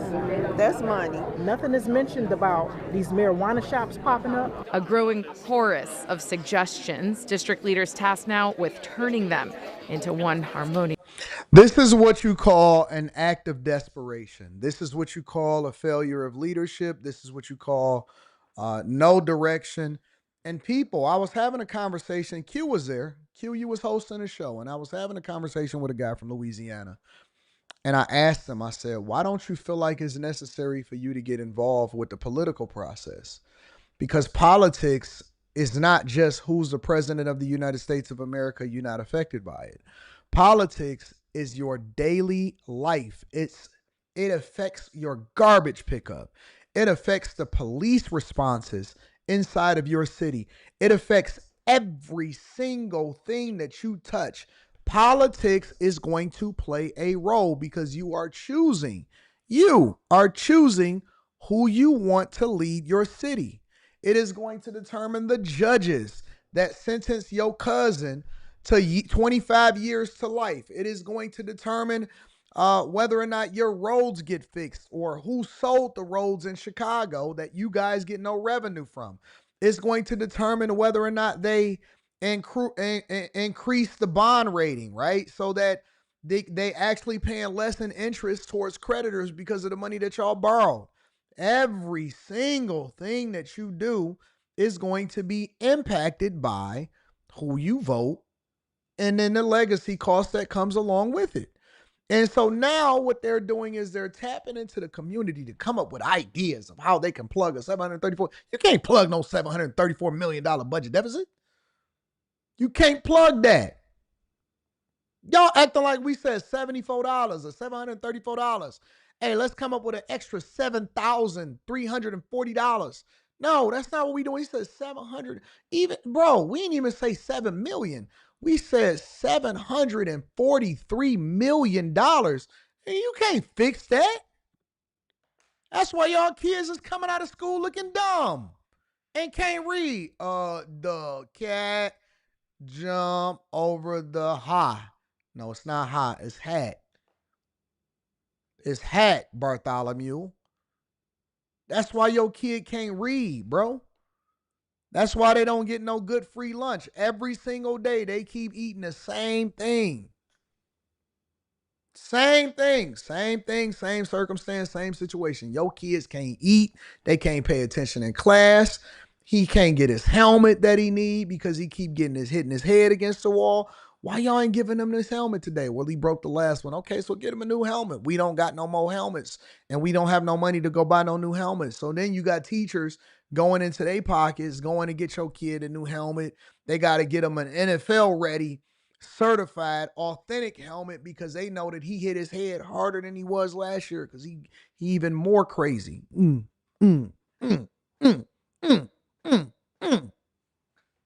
Bartholomew, don't hit your head against the concrete wall. It's going to hurt you.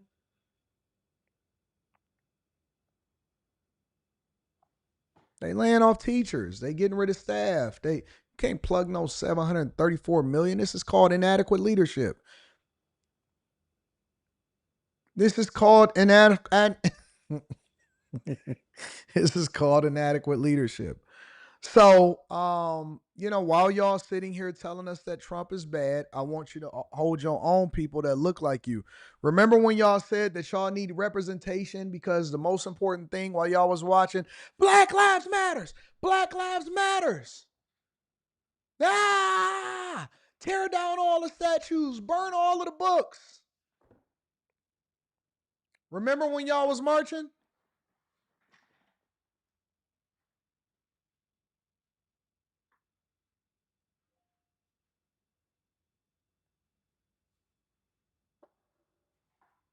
I remember. You're not going to lie to me and say that you wasn't marching. You're not going to lie to me and say that you wasn't marching. I remember when you was marching. Yes, I do. Yes, I do remember when you was marching. I remember. I sure do. I remember. I seen you.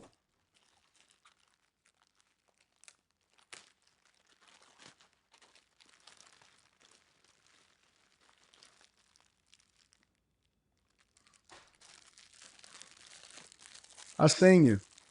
I seen you out there. You said defund the schools.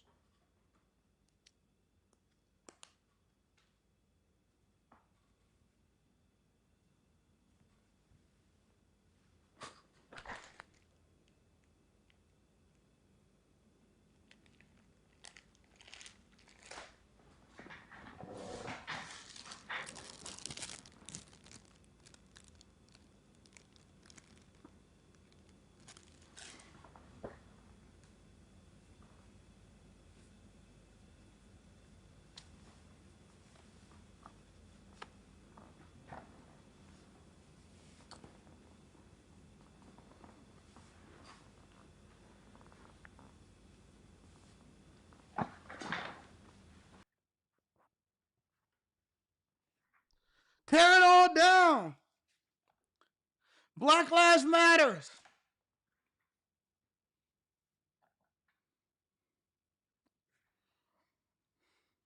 Free him. Freedom. Black Lives Matters. Black Lives Matters. I seen you.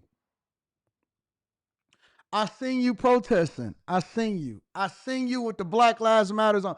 Black Lives Matters. Tear everything down. Oh, oh. I seen you, bro.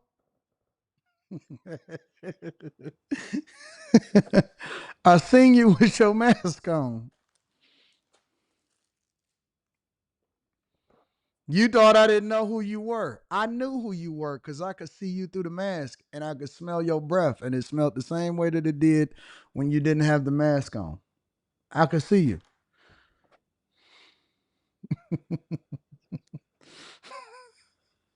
This was the uniform. They was out there like this. Black Lives Matter. Black Lives Matters. Burn all of the books. Burn them up. We don't like it. We don't like books.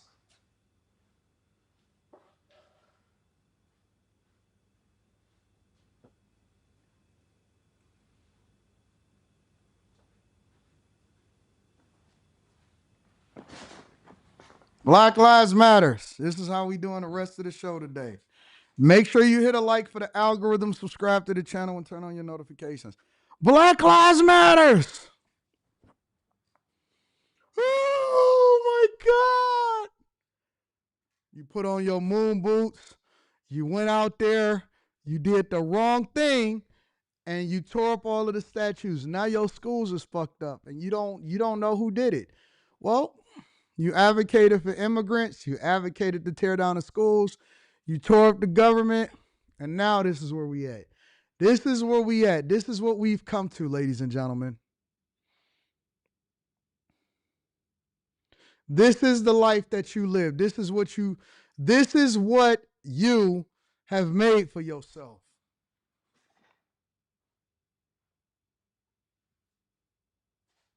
Welcome. Now your schools.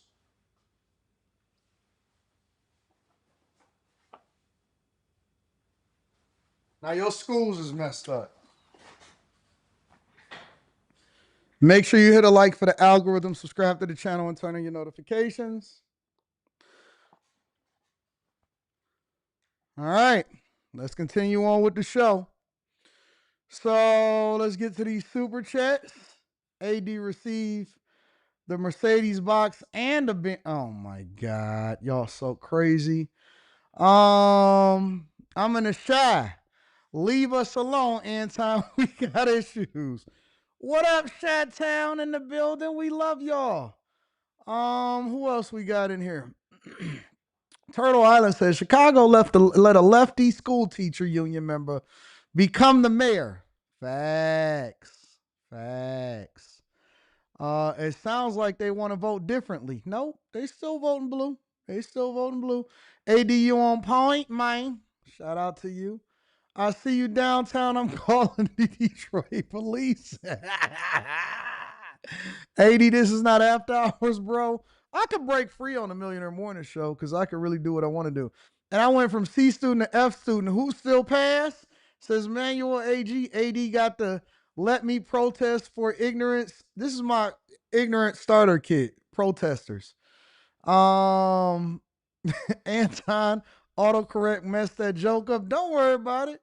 Tony Golden says, character unlocked, masked Anton. We out here in these streets. We went from hoodie time to mask time. Shout out to the Vision TV. Says you are my #1 content creator. People be missing out on a regular basis. People are missing out. They don't know what they missing when it comes to the Millionaire Morning Show Vision, but I appreciate you. Have y'all not told y'all grandma to tune in? Wayne, you just getting here? It's my Black Lives Matters outfit. Yeah. Black Lives Matters. Black Lives Matters. This is an insurrection. This is an insurrectionist kit right here. All right.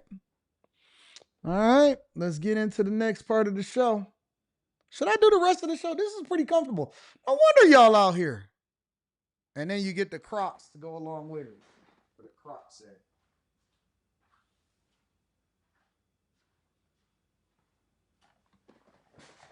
These are my Crocs. Somebody sent these to me. He's my 7 mile, 8 mile Crocs. You see him? See the 7 mile, 8 mile Crocs? Out there with the Crocs. All right. Let's continue on with the show. What do we got next up here? Oh, I think we got to go over to Putin. Putin rejected Trump's proposal. Make sure y'all hit a like for the algorithm, subscribe to the channel, and turn on your notifications. Let's get it rocking, y'all. Let's talk about it. Russia's Vladimir Putin has rejected President Trump's ultimatum for Moscow to sign a ceasefire deal with Ukraine in the next 50 days. Trump had threatened to issue a 100% tariff on any country that does business with Russia if no ceasefire deal is reached. CBS News senior national security correspondent Charlie Daggett joins us now. And Charlie, thanks for being with us. Not exactly an enthused response there. What exactly did Russia say to Trump's latest effort to try to get that deal that would end the war in Ukraine? Yeah, as you said, flatly rejected it. Russian Foreign Minister Sergei Lavrov said he had no doubt that Russia will cope with any new sanctions. He actually wanted to say he wants to understand what motivated President Trump to make this new 50-day ultimatum, in his words. Kremlin spokesman and honestly de facto Putin spokesman in these situations, Dmitry Peskov said the new sanctions or round of tariffs would only slow peace negotiations, saying it seems that decisions made in Washington and, by extension, NATO countries will be perceived by Kyiv as not a signal for peace, but a continuation of the war. However, they are paying attention. At the same time, he called the recent developments quite serious and that they need to analyze Trump's motives. I don't understand Putin, honestly, because it seems like you got to be a demon to not want a ceasefire, because you basically are deciding that you don't want to do the thing that's in the best interest of your country. This is a pure power grab. I would love to know if y'all know any Russian women, preferably anybody named Svetlana. If you know any Russian women, let me know if y'all know any Russian women, because I don't understand what the point is in continuing a war. Everybody's dying. You just had over 1 million people in your own country killed. That don't even have nothing to do with how many is killed on the Ukrainian side. I need to let me look up how many people died in the Russia-Ukraine war total. It don't notice me now, so it can't see my face. That's not right.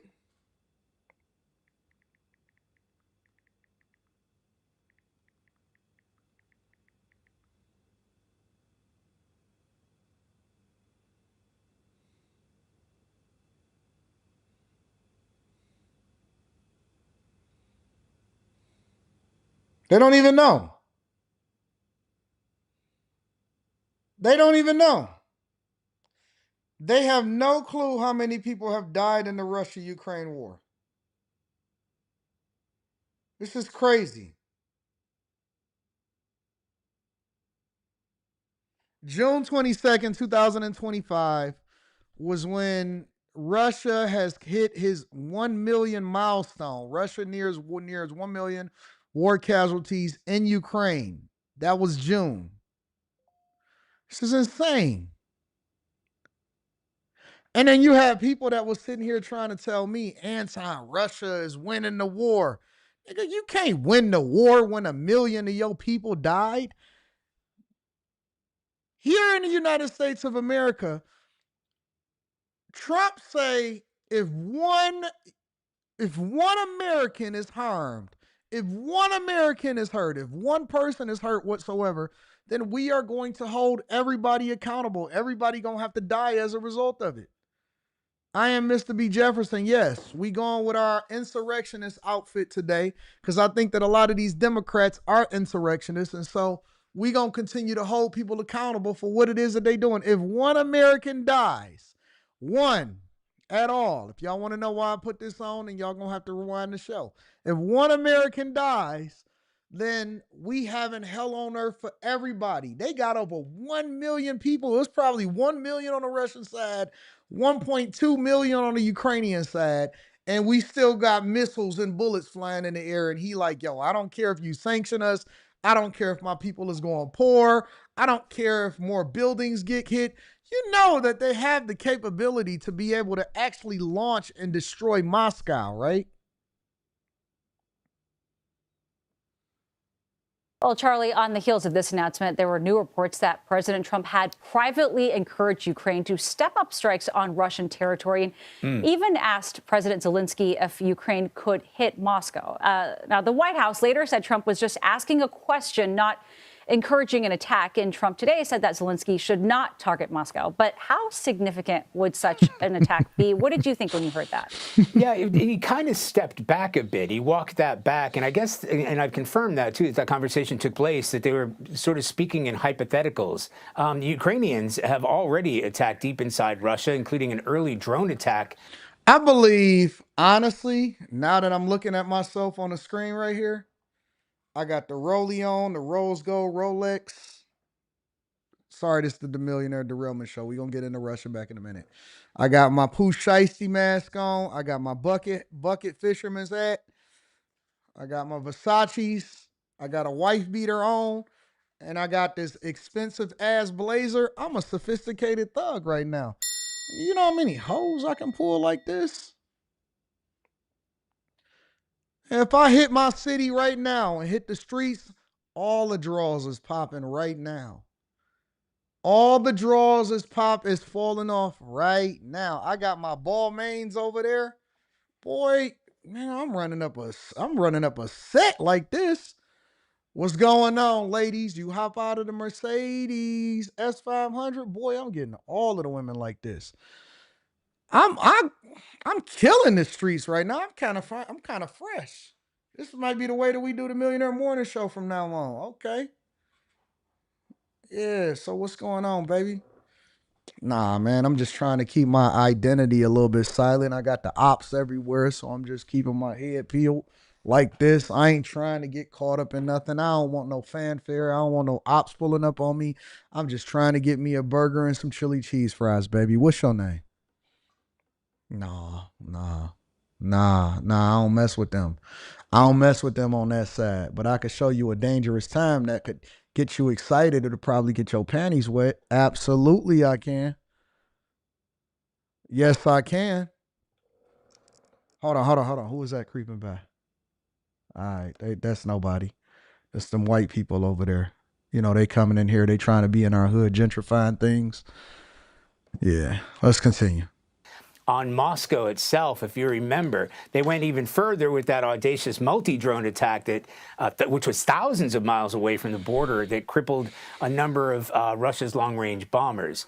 So what we're talking about here is weaponry, specifically weapons supplied by the United States, even if it is through these NATO channels, that would be able to reach inside Russia, that would have a significant impact. Zelensky may have said he would hit Moscow if he could, but he just doesn't have the firepower.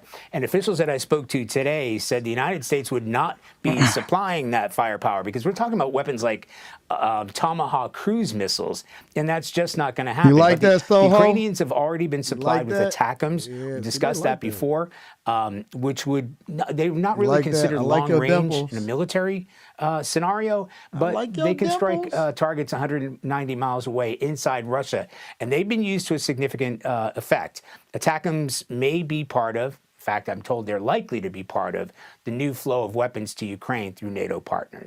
So, in addition to that, Zelensky actually wants to hit targets deep inside of Moscow. Crazy. Trump is telling them, hey, man, don't attack Moscow. They saying, listen, we ready. We can target them. We can absolutely destroy some real stuff inside of Russia's capital. Trump is saying, nah, man, don't hit Moscow. Don't do it. Sit back, chill out. Tonight, 24 hours after announcing the US will send Ukraine weapons paid for by NATO allies, President Trump warning they should not be used on Russia's capital. Should Zelensky target Moscow or deeper into Russia? No, he shouldn't target Moscow. After the Financial Times reported President Trump, on a July 4th telephone call, asked the Ukrainian leader if he could strike inside Russia, citing people briefed on the discussions, who said Trump asked, Vladimir, can you hit Moscow? Can you hit St. Petersburg too? The White House disputing the report, saying President Trump was merely asking a question, not encouraging further killing. Outside the Kremlin today, Russians responding with defiance. Does it scare you? Nope. Why not? Why it should scare me? I believe in peace between Russia and America. Kyiv and many Ukrainian cities have been bombarded by Russia, often with missiles, while Ukraine has mostly used drones like this strike today for its attacks inside Russia. President Trump has threatened punishing tariffs on Russia and its trading partners if President Putin does not agree to a peace deal in 50 days. I've been very disappointed with President Putin. I've solved a lot of wars in the last 3 months, but I haven't gotten this one yet. Today we met Alexander, who cuts keys and repairs shoes for a living. He says business has improved. We don't give a damn about Trump, he told us. The Kremlin says President Trump's deadline is very serious, but don't expect a quick response. President Putin does not easily yield to pressure. Tom? This is unfortunate because basically what we're looking at, regardless of whether you agree with the Ukraine or the Russian side, I don't agree with either one of them. Regardless of what side of the aisle that you stand on, I think that it is unfortunate because the people are the ones that are going to suffer. And see, you see people on the screen saying, oh man, I'm not going to worry about it over here in Moscow. That's because they think that they're safe. That's because they think that they're safe. But again, I don't like war. I'm not a fan of it. I don't stand with it. I'm not rocking with it. I don't think that war is the answer. War will never be the answer for me. And Trump, it seems like he's pulling out all of the stops. He's threatening to sanction them. He's threatening to sanction any country that does business with Russia. And it's just going bad. It's going bad all across the board. Make sure you guys hit a like for the algorithm, subscribe to the channel, and turn on your notifications. All right. So here's the question that I have for you guys. All right. Here's the question that I have for you guys. Do you want intelligent thug, Pooh Shiesty thug, Anton?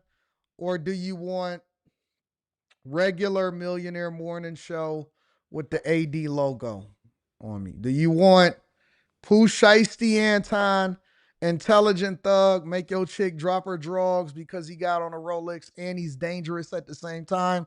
Or do you want Anton that is sophisticated, that is going to tell you what it is that you need in order to continue to run up a bag? Which one do you want? YN, y'all want YN time, or you want family man time? YN time or family man time? I see regular thug. It look like it's 50-50. I see more regular though. Y'all want our intelligent AD? Y'all don't want me. Y'all don't want intelligent AD. That's not what you want. That's not what you want. You want the AD that drink out of straws that dissolve, or you want AD that throw plastic inside of the ocean? It's your call. It's your call. Are we throwing plastic in the ocean, or are we gonna continue to be regular AD? I don't know what y'all want. What do you really want from a new burning oil?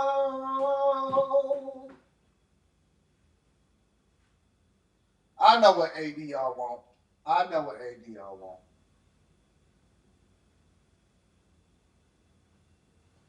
Do you want any grateful porn?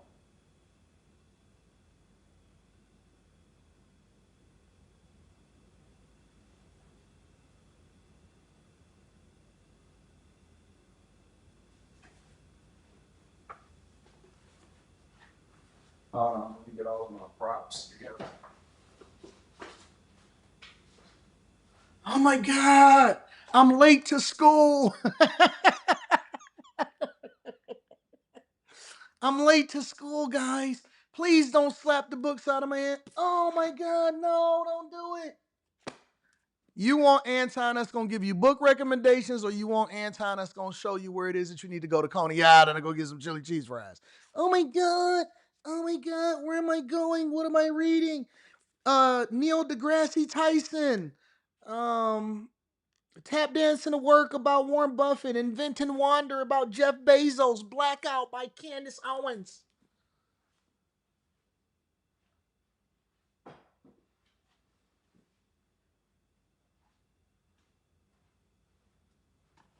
All right. Now, if you piss me off, I got all of the colors. I got blue, shiesty. I have orange, shiesty. Lime green, shiesty. And off green, shiesty.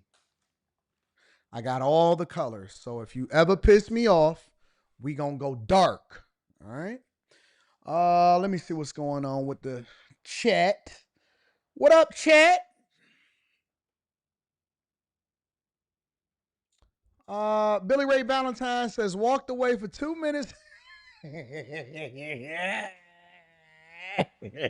Walked away for 2 minutes and came back to this. Listen, Billy Ray, we gotta run it up. Carrington says, I'm outside my truck, Anton, not looking at the screen. I'm sure you just put a mask on. That is a fact. That is 100% a fact.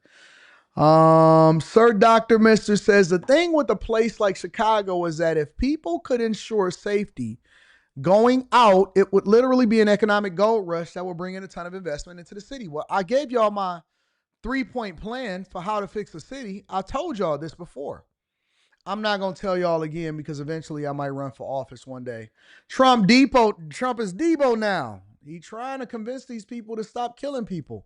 Todd Traveler says, Israel bombing Syria now. What are your thoughts? I have not looked at that. I haven't seen it. I'd have to review it tomorrow. We can make that a part of the show. What the F? I'll leave for 10 minutes and come back to a YN. Why? We all YNs at heart, right? That's where we came from. Anton, sir. Shalom, tuned in. What am I looking at? All right, so I was just showing y'all what they was doing during Black Lives Matters when they was tearing up and burning down AutoZone in your cities. So I'm back now. I'm back now. All right, we back. All right, we went from the Crocs to the Yeezy slides. I got my slides on. All right. Got my Yeezy. I still got my my joggers. These ain't Nike Techs. These my polo joggers. I still got my joggers on, but we gonna figure that out. We'll figure that out. Y'all don't want me to wear slacks, do y'all? Y'all want me to be comfortable. Make sure y'all hit a like for the I'm acting unusual. Let's get into it. What we got going on next? Oh no, that ain't it. Trump, Putin. All right, hold on. Wait a minute. All right, so let's see what we talked about. We talked about Chicago, nil. All right, that was Chicago. We went into Trump, Putin. Let's go into, is that 5? There we go. ICE center, the ICE detention center person is captured in Dallas. We got to talk about immigrants for a second, y'all. Make sure y'all hit a like for the algorithm, subscribe to the channel, and turn on your notifications. What we got going on here? Fox 4. The man at the center of the blue alert, a top 10 most wanted fugitive in the state, has been arrested in Dallas. Hello, everybody. I'm Heather Hayes. And I'm Steve Eager. There was a $35,000 reward in place for the capture of Benjamin Song. The FBI arrested him at a... Let me tell y'all something. Anytime that you want to figure something out, put some money on that. Anytime that you want to figure something out, put some money on it. The minute that you put some money on it, you put some money on somebody's head, it's over. They put 35 racks on there. Listen, I'm doing really well in life, but for 35 racks, you going to jail. If I just so happen to see, what's his name? Benjamin Song. If I just happen to see Benjamin Song walking down the street, don't even think about telling me to mind my business. He going to jail. He going to jail immediately. Don't pass go. Don't collect $200. You going to jail, big dog. Not even a question. Benjamin, jail immediately. Not even thinking about it. I want my 35 racks. Somebody said, my grandma used to have this thing. She always said, what do you get a person that has everything? More of everything. You going to jail. If it's up to me, Because I already don't like the fact that you was out here going against our ICE detention officials and our military operations. And so you out here being an insurrectionist, yep, you going to jail. 35 racks. You didn't even have to do that. You could have told me $500. I want my $500 immediately. I want $500. You didn't even have to say 35. You could have saved yourself about $20,000. You could have said 15 and he is going to jail immediately. You know what they'll do to you in the hood for a few thousand? Bro, 4,000, that's it. Nigga, they'll erase your whole family lineage where I'm from. For $4,000, they will erase your entire family lineage. And I'm not kidding. I'm not kidding whatsoever. Dallas apartment complex this afternoon. Song is now the 14th person arrested for an ambush outside an ICE detention center. An Alvarado police officer was shot and injured. Fox 4's Amelia Jones has more from the investigation. Amelia. Heather, Steve, we're working to learn more about the specifics on Benjamin Song's capture. This morning, the acting U.S. attorney for the Northern District of Texas said that Song is believed to be one of the shooters in the July 4th ambush attack. 2 people were arrested earlier this week for allegedly helping Song evade arrest. And everybody the that come along week-long with manhunt it. for Benjamin Song ended Tuesday. The U.S. Attorney's Office for the Northern District of Texas shared he was arrested by FBI agents at an apartment complex in Dallas. Song is the 14th person arrested in connection with the ambush on officers at the Prairieland Detention Center in Alvarado in Johnson County. Court documents say on July 4th, the group dressed in military-style black clothing shot off fireworks, sprayed graffiti, and shot at correctional officers when they came outside. A responding Alvarado police officer was shot in the neck and survived. Song, a Marine reservist, is believed to be one of the shooters. Because our information is that he is a Marine, he had training. He also is believed to be one of the shooters at the scene of the crime. He certainly knew how to use firearms. Monday, federal officials announced the arrests of John Thomas and Lynette Sharp. The 2 are charged with accessory after the fact for their roles in helping Song evade arrest. According to the criminal complaint, Thomas told officers Song was his roommate and that they lived in the Oak Cliff neighborhood of Dallas. Song allegedly hid overnight near the detention center. According to the criminal complaint, after the fact, he certainly knew how to use firearms. Monday, federal officials announced the arrests of John Thomas and Lynette Sharp. The 2 are charged with accessory after the fact for their... Look at this. Look at these people, y'all. Every single freaking time. The only thing that she's missing is the septum ring, the thing that goes in her nose. Every single time. Every single time. Listen, bro, I see these type of people. I see these women, these type of people all the time. All the time I see these type of people. This is nothing new. Loser. Overweight loser, used to playing video games, easily finessed, super liberal white man who his ancestors would be absolutely disgusted with. Yup. Lynette Sharp. Look how, do you know how silly these people are? You have a, look at his name. His name is John Thomas. You John Thomas, bro. You cannot get any more basic, unidentifiable than John Thomas. And often at times, these type of people, they live unassuming lives because they have nothing going on. They're invisible to the world. If they walk down the street, nobody would ever notice them.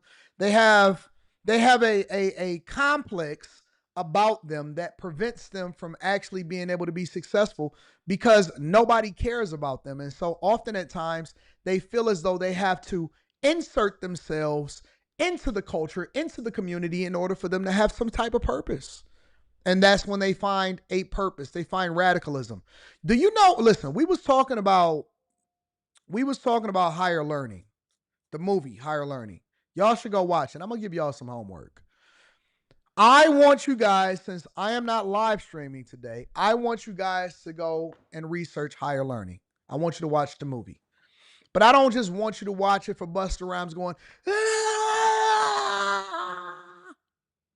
I don't want you to just watch it for Ice Cube to have his afro. We behind enemy lines, dog. Hey, Fudge. That was his name in the movie. Hey, Fudge.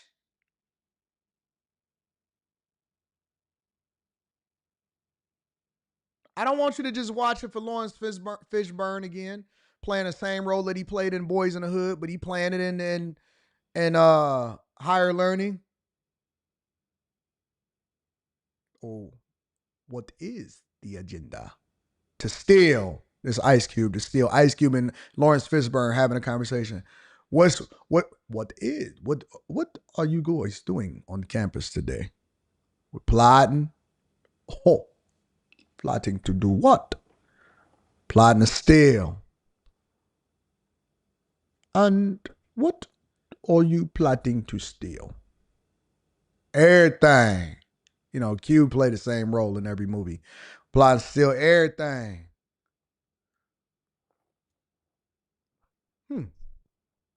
Are you plotting to steal desks? Are you plotting to steal books? Are you plotting to steal money? We want all of the knowledge. We want knowledge.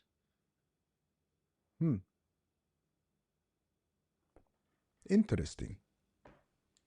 So you got Lawrence Fishburne, you got Ice Cube, and you have Omar Epps, okay? And Omar Epps was playing Malik. This is for real. This is what happened. But I want you to pay attention to not that. Why am I bringing up Higher Learning? Because it's not about Ice Cube, Lawrence Fishburne, Omar Epps. It was about Remy. Yes. Took a long time for them to stop calling him Remy. Sometimes I still think about him as Remy. But his real name was Michael Rappaport. Michael Rappaport first got his start, I believe, in Zebrahead. Don't worry, I'm a movie buff. Zebrahead, I think it was called. And it was a movie that was set, I believe, in Chocolate City. Chocolate City! Chocolate City! And the city of value. And the city, Chocolate City. Chocolate City. It was a movie that was set in the Chocolate City, right? DC area. But Remy is very much a reflection of John Thomas right here. Because Remy was an unassuming, regular guy that was there to go to school, but nobody noticed him. Nobody noticed him. And so he was easily finessed and easily indoctrinated in order to eventually become a racist and a skinhead. And that's when he said, "You're nothing. You're nothing. What are you, Malik? Huh, I own you. I own you." And eventually it transitioned from him from going, listen, Higher Learning, all jokes aside, Higher Learning is a predictive precursor movie of what our institutions became today.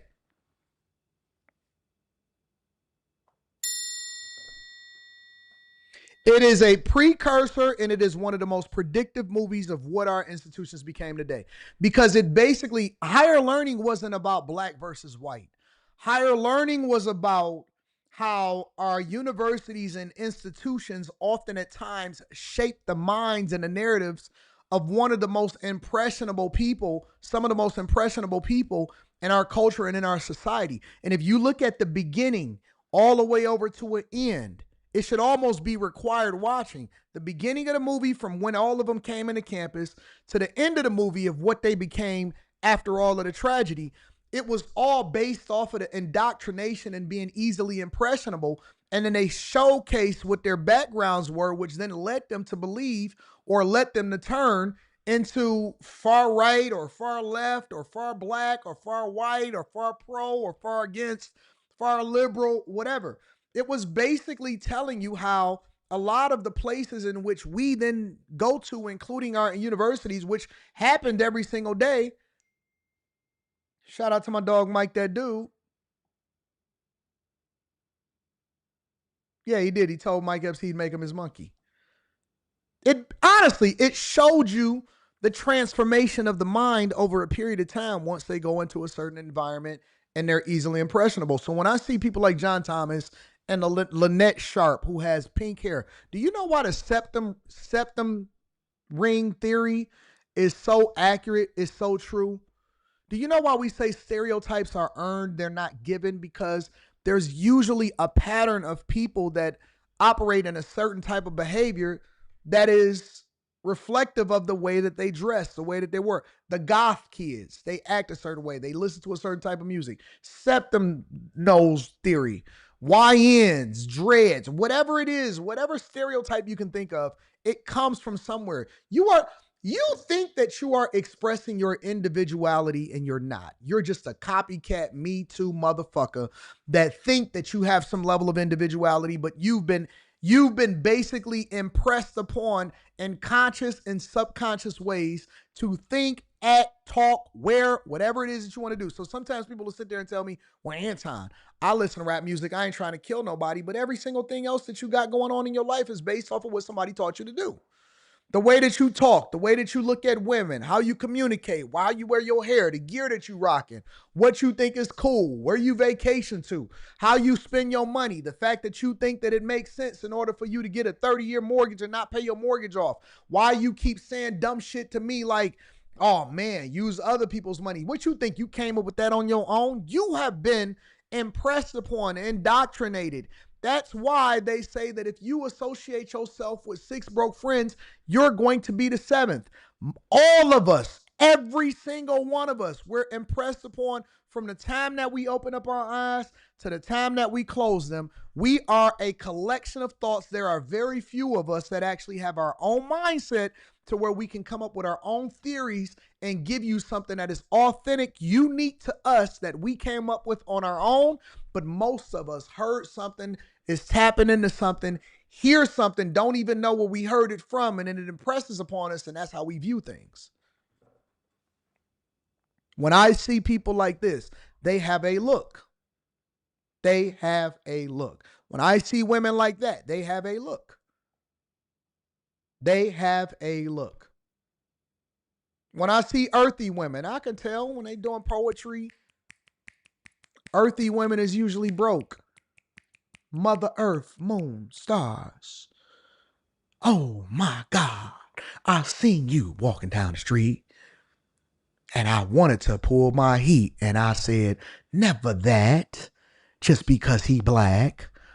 I want to make sure that just because he got a Cadillac, that he didn't do something whack.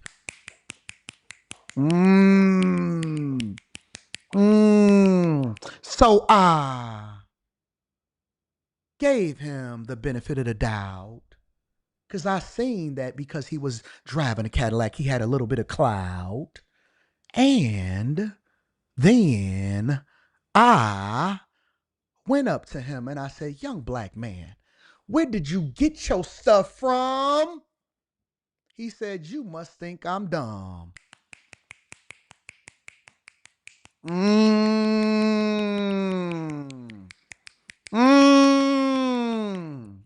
And he said, I'm educated from the north side and I went over there and I made sure that I went to the University of Chicago and I came back home to go out and change the dynamics of my people and make sure that I get back to my community, and I'm probably going to run for office. So please understand me, because if you're not going to be on my side, then you might as well get on the side of my ride.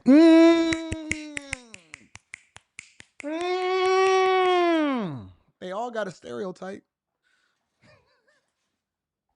They all got a stereotype.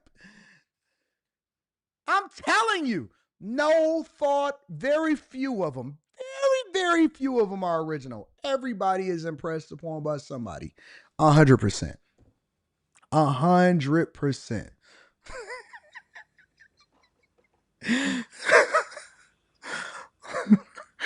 Hold on. Is this not the greatest morning show on the face of the earth? Is this not the... Yo, listen. Nobody is better than what it is that we do on the Millionaire Morning Show. Because I'm going to give you the game. I'm going to entertain you. I'm going to bring you back. I'm going to take you. I'm going to yo-yo you. And then I'm going to bring you all the way back to the original conversation that we was having as far as this whole situation.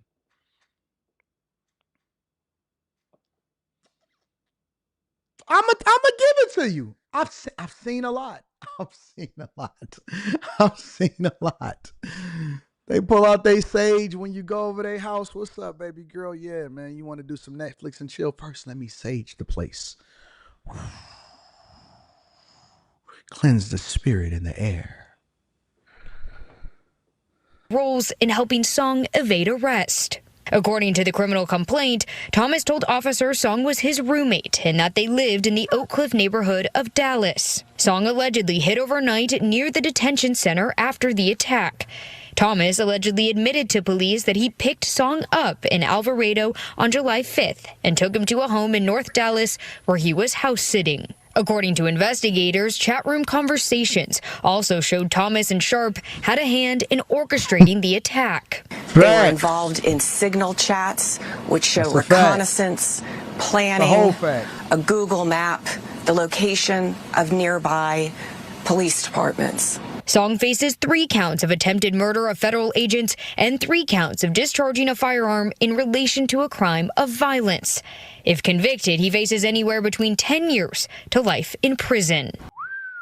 And I will tell you that the federal government is not cutting no deals. They're not cutting deals for people that attack ICE agents, for people that attack police officers. There is no deal. You are going to jail and you are going to get 25 to life. They're not cutting deals. They are not cutting deals. I'm just telling you that they're not cutting deals.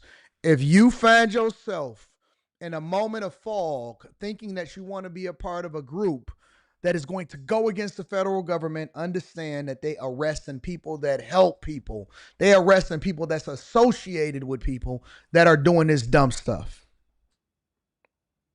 They not messing around. Go to one of these groups, these group meetings. They passing you out a flyer. Here, young man. Here, don't you want to be a part of the new Black Panther Party? Don't you? Hey, let me ask you a question. Go ahead. Let them walk up to the street with you. And they got a pamphlet in their flyer. This dusty little nigga that ain't got nothing. Hey, take this for a minute. You look at it. Hey, man, what is this, bro? Let me ask you a question. They never have a direct, I'm going to tell you how they get you. They never, ever, ever have a direct answer for you. Hey, man, what is this that you're getting me? You trying to sell me something? Let me ask you a question, young brother. Do you stand against fascism? What? Do you want to improve the conditions of the plight of the people in your community? Let me tell you something. You from here? Man, why you keep asking me a question with a question? I'm trying to ask you, what are you selling me? But no, hold on. Because before we get there, you already engaged, young brother. I can tell that you would be one of the best speakers to get your people out of this plight. Let me ask you a question. Do you stand with fascism? Are you with racism? Nah, man, I ain't with no racism. Nah, but okay then. I tell you what. Take this flyer, come to the community meeting. We gonna gather at 8 o'clock and we gonna have a conversation and then you'll learn more from there. I was just walking down the street. I was trying to go get some chicken, nigga. Some chicken, some Laffy Taffy, and a Coke Zero. Now I gotta go to a community meeting at 8 o'clock tonight. Make sure y'all hit a like for the algorithm, subscribe to the channel, and turn on your notification. Knowledge is the key. Got a bunch of Hebrew Israelites behind them. Knowledge is the key to unlocking the kingdom that is only reserved for the Israelites.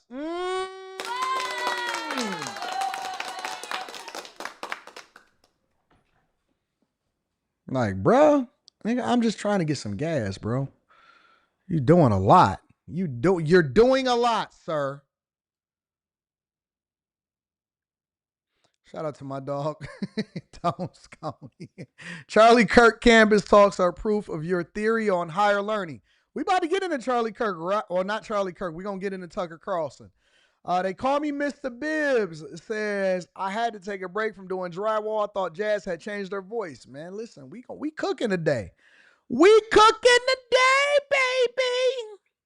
Yes, we are. Yes, we are. And how come everybody always do that? Whether you in a battle rap or whether you at a poetry slam.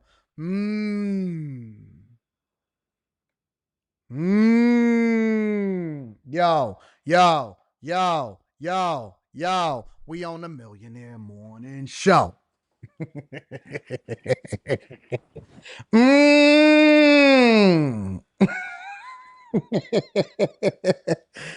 And they still got to get up and go to work in the morning and go to Starbucks and make my coffee right after they keep preaching that God body shit with their army fatigue zone. Mr. Lai says the Israelites downtown, they got mad at me the other day for going to get breakfast instead of listening. You must have been over there by the Hudson Cafe. They occupy two corners, especially when it get warm outside.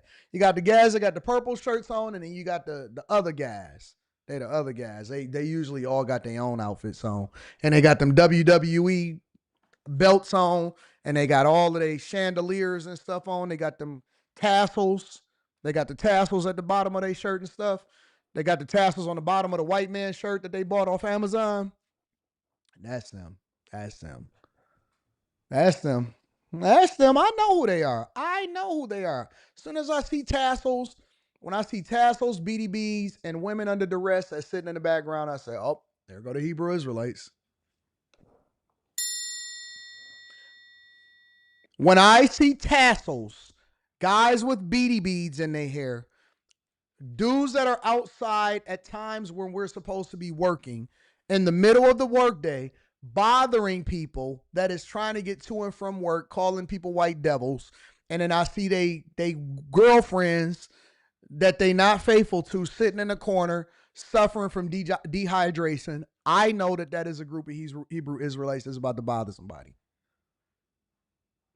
Excuse me, young brother. Are you familiar with John 3:16? I'm sorry, white devils. Can y'all move out the way? I'm trying to talk to this brother right here who is lost. I'm like, nigga, you don't even know me. I know, but I seen you driving that Porsche. That is a Porsche. I seen you driving that Porsche down the street that was made by the white man. You do know we are only on this earth for a temporary amount of time, but God is coming back to give us the kingdom. We're the only people in the whole wide world that is going to heaven. You do know that, right? Like, nigga.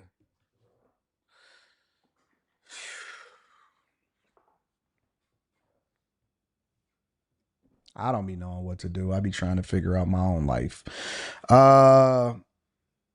Then you go to the meeting and someone's trying to sell you their mixtape. Talking about support your home, support black businesses. I'm crying right now, says Eric OG64. Flowetry time is heating up, says Carrington Love Jr. Oh, I'm a man of many talents. I can do a whole improv show. I'm trying to tell y'all that I actually can put on a show. It's crazy. I'm going to go on tour in real life and I'm going to shut every city down and I'm going to embarrass all y'all favorite comedians because they don't know how to put on a show like Time Dog. I do this every day, every single day. You know what I'm saying? Let's move on. We got to get to Tucker. All right. I don't know if I got that up. See if we can get that popping. We got the Tucker one queued up.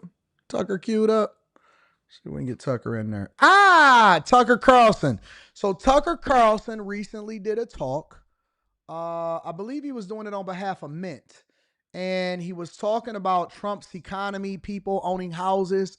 And some people are insinuating that he actually is turning against Trump even more. Now, I remember when Tucker was one of Trump's best friends. They were best buds. They were best buds. They were in it together, in it to win it. And now they're saying that he's turning on Trump. At some point, the basic economics... Oh, he was there on behalf of Turning Point USA? Okay, I got it. ...really matter. And they matter because, not that it's bad that rich people are getting richer, it's bad that everyone else is getting poorer. And it's especially bad the young people can't afford homes. Let me just put a very precise point on this. If you want a measure of how your economy is doing, I personally favor eliminating GDP as a measure. I don't even know what that is. It's clearly not relevant. They tell me Japan has a stagnant GDP. Have you been to Tokyo? It's the single most radicalizing experience you'll ever have because it's just so nice. You lost the war? Really? Can we lose a war and wind up like this? GDP. No. I don't know what even that is. The total economic activity. Oh, no. My measure is really simple. I got a bunch of kids. Can they afford houses with full-time jobs at like 27, 28? And the answer is no way. And the answer is that 35-year-olds with really good jobs can't afford a house unless they stretch and go deep into debt. And I just think that's a total disaster. Let me tell you why Tucker is off on this. As much as we like Tucker for his journalistic integrity and everything that he's done in the spaces and getting good interviews and going and interview people in different spaces, let me tell you why Tucker is off. Is because we have to rethink the way that we understand how money works. First of all, most people are having self-inflicted wounds. That goes without saying. But secondly, Tucker is operating based off of a premise that was given to him at a time that it was beneficial for the banks to then introduce this to you so that more people can have homes. Y'all do realize that there was a time where people actually just paid for what they wanted and then they built upon it. That people practiced group economics. Tucker Carlson is speaking from the perspective of a person that lived through an experience that allowed for him to be able to get things at a cheaper price, make things affordable to him, and then that was the thing that was sold as the way that we supposed to do things in America. But that is not true. It is not true. Just because they were able to afford a 30-year mortgage does not mean that a 30-year mortgage was the thing that we should have went for in the first place. Do you understand what I'm saying? And so it's easy to impress upon people that are under duress or can't afford a mortgage or saying that, well, I don't like the housing prices or, you know what, interest rates are too high and all of this stuff. It's easy to impress upon them this type of rhetoric, but in reality, we were sold a lie when you decided or your grandparents decided to get a 30-year mortgage and still have to pay property taxes for the rest of their life in the first place. It's the same talking points. I don't like the fact that my kids are not going to be able to afford some of the same things that I was able to afford when I was coming up. Guess what? There are still communities that practice group economics. If you don't believe me, go over there to Dearborn and Dearborn Heights right now. It's 12 luxury cars inside of the driveway of a 6-bedroom house, and everybody is still living together and living with their mama until they get to the position where they can buy the house next door, and then they're going to build that up too.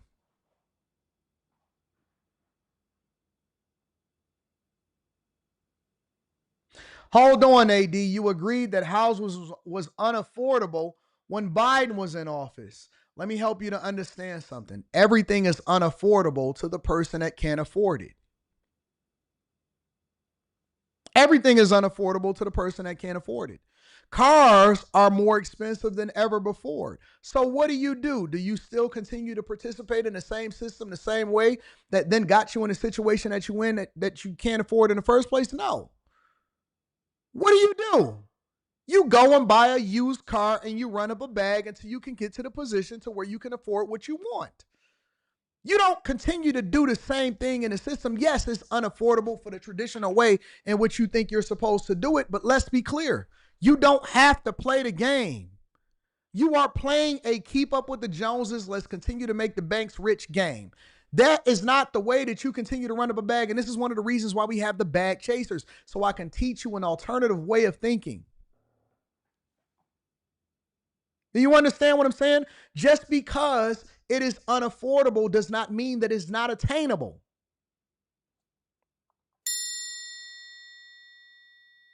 Just because it is unaffordable in the traditional way, listen, you don't... When my parents, I'll give you an example. When my parents was coming up, we owned our home. Because there's some additional context that's missing right now. When I was being raised, when we had 4 brothers, I got 3 brothers, it was 4 boys, and my father and my mother, right? We had an upstairs, we had like an attic area that my parents had a bedroom in. It was 2 bedrooms on the main floor and a living room, and then you had the kitchen. And it was a basement. And so I had a bedroom. My brother had a bedroom on the main floor. My parents stayed in the upstairs. And then my 2 older brothers, they had the basement. They turned the basement into their little bachelor pad. But we owned the home. And when we talk about home ownership, you have to remember that the majority of people that own their home, especially in the Black community, owned their home in the places that we now call the hood. And if you go into those same places, most of those homes are still worth exactly what they were when you moved out of it. And so home ownership was not going out into the places that you couldn't afford to buy a home in order to raise your family. Community was where people actually knew their neighbors. We wasn't so focused on making sure that we went out into certain communities. We changed it into what we wanted it to be. Or if we didn't like anything, we had the neighborhood watch or the patrol or whatever, so on and so forth. And so the homes that our parents owned were in the places that we don't want to be today. So if you're sitting here telling me that it's unaffordable, I'm telling you that it's unaffordable in the places that you are being sold that you deserve to live on Instagram and on YouTube and on all of these other places, because when your parents gave you their home, you sold it or you let it go to waste because you didn't want to live there anymore. But they owned their home. And they were willing to raise 4 or 5 kids, and y'all had bunk beds. Every kid didn't have their own bedroom. Every kid didn't have their own ability to have privacy. Every kid didn't have their own iPad and phones and all these devices that you finance every single month for $400, $500, and $600 a month because you got 10 devices all on the same plan. That wasn't the case. The culture was different. How we sold things. The reason why things are unaffordable today is because we're financing everything because we're so easily sold on something that we don't need. And instead of you adjusting and saying, let's reset and let's get back to the core of what it is that we need to do in order to build success and practice group economics, we don't do that anymore. We don't do that anymore. So if you want to compare it, then you also have to compare it in its entirety and look at the entire context of how we were raised, why we were so together, why you had so much community, why it wasn't a big deal for everybody to be in the same house, because you'll drive by that same house today and say, I don't know how we did it. I don't know how we did it. It wasn't uncommon that, listen, I couldn't wait to get to the basement. Now we say, if you live in your mama's basement, you dusty. I knew that when I got to high school that my brothers was probably going to move out, and man, I get to have a whole basement to myself. Oh, dog, I'm going to have all kind of hoes down here. It wasn't nothing popping. Nigga, the basement was right next to the washroom, and when mama came down there in order to wash her clothes, you could hear the dryer and you can hear the washing machine, and she walked right past your bed in order to go and wash some clothes, and she went right back upstairs. And you put a sheet up in behind there. The bathroom that we made for the basement was the same temperature as outside. I'm telling you the honest to God truth. The bathroom in the basement was the same temperature as outside. If it was cold, you hurried up and you got your shit off in there. Or if it was warm outside, the only time that you really wanted to be in the bathroom, and it was small, it was like a closet, the only time that you really wanted to use the bathroom in the basement because it was spiders down there was when it was fall and when it was spring. But when it was summer, it was super hot. And when it was winter, it was super cold in there.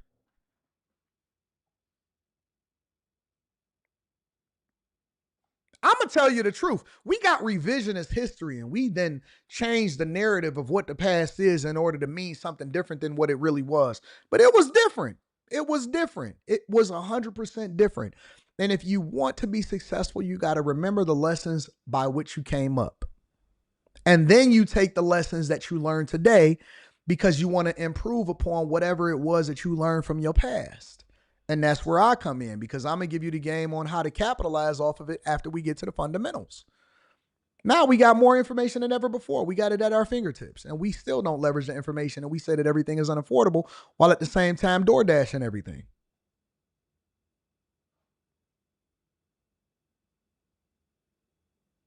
Telling you the truth. I'm telling you the truth. If we want to be successful, we got to cut off the spigot of financing, Afterpay, Klarna, vacations, Tulum. Nigga, I didn't even get on my first plane till I was like 19 years old, 18, 19 years old. It's the truth. It's a complete disaster. Why? Two reasons. One, if people don't own things, they don't feel ownership of the country they're in. And the country. What y'all know about, see, y'all may not know anything about this. What you know about, you can't flush the toilet while somebody is in the shower because the water is going to turn extra hot. What you know about, hey, man, don't use up all of the hot water, or else you're going to have to wait an hour for somebody to take a shower unless you want to take a cold shower. Now, we got automatic, never run out of hot water, all of the modern conveniences. Man, look at this, look at that, whatever, so on and so forth. You don't know nothing about that? You don't know nothing about that. You don't know nothing about flushing the toilet on somebody in order to make the hot turn scalding hot, because that's the way that the system was set up. You don't know nothing about that. That ain't your life. You privileged. You was born in 1998. And now you sitting here telling me about what it is like. Anton, everything different. You don't know nothing about this. Nigga, I will run laps around you. Gets super volatile because people feel like they've got nothing to lose. When you have a lawn, trust me, you're thinking long term. Second, it's really hard to have a family without a house. It is. It's like super fun to live in an apartment if, there's like a bar downstairs, you're in a cool neighborhood. I'm in East Village. It's so cool. Try to have 3 kids. You're not going to have 3 kids there. You can't. Nobody wants to raise their kids in that neighborhood. Nobody wants to raise their kids in an apartment. People do it because they have to. Nobody wants to. Everybody, look how, see, even Tucker, he's so removed. Nobody wants to raise a family in an apartment. Nigga, an apartment was a privilege.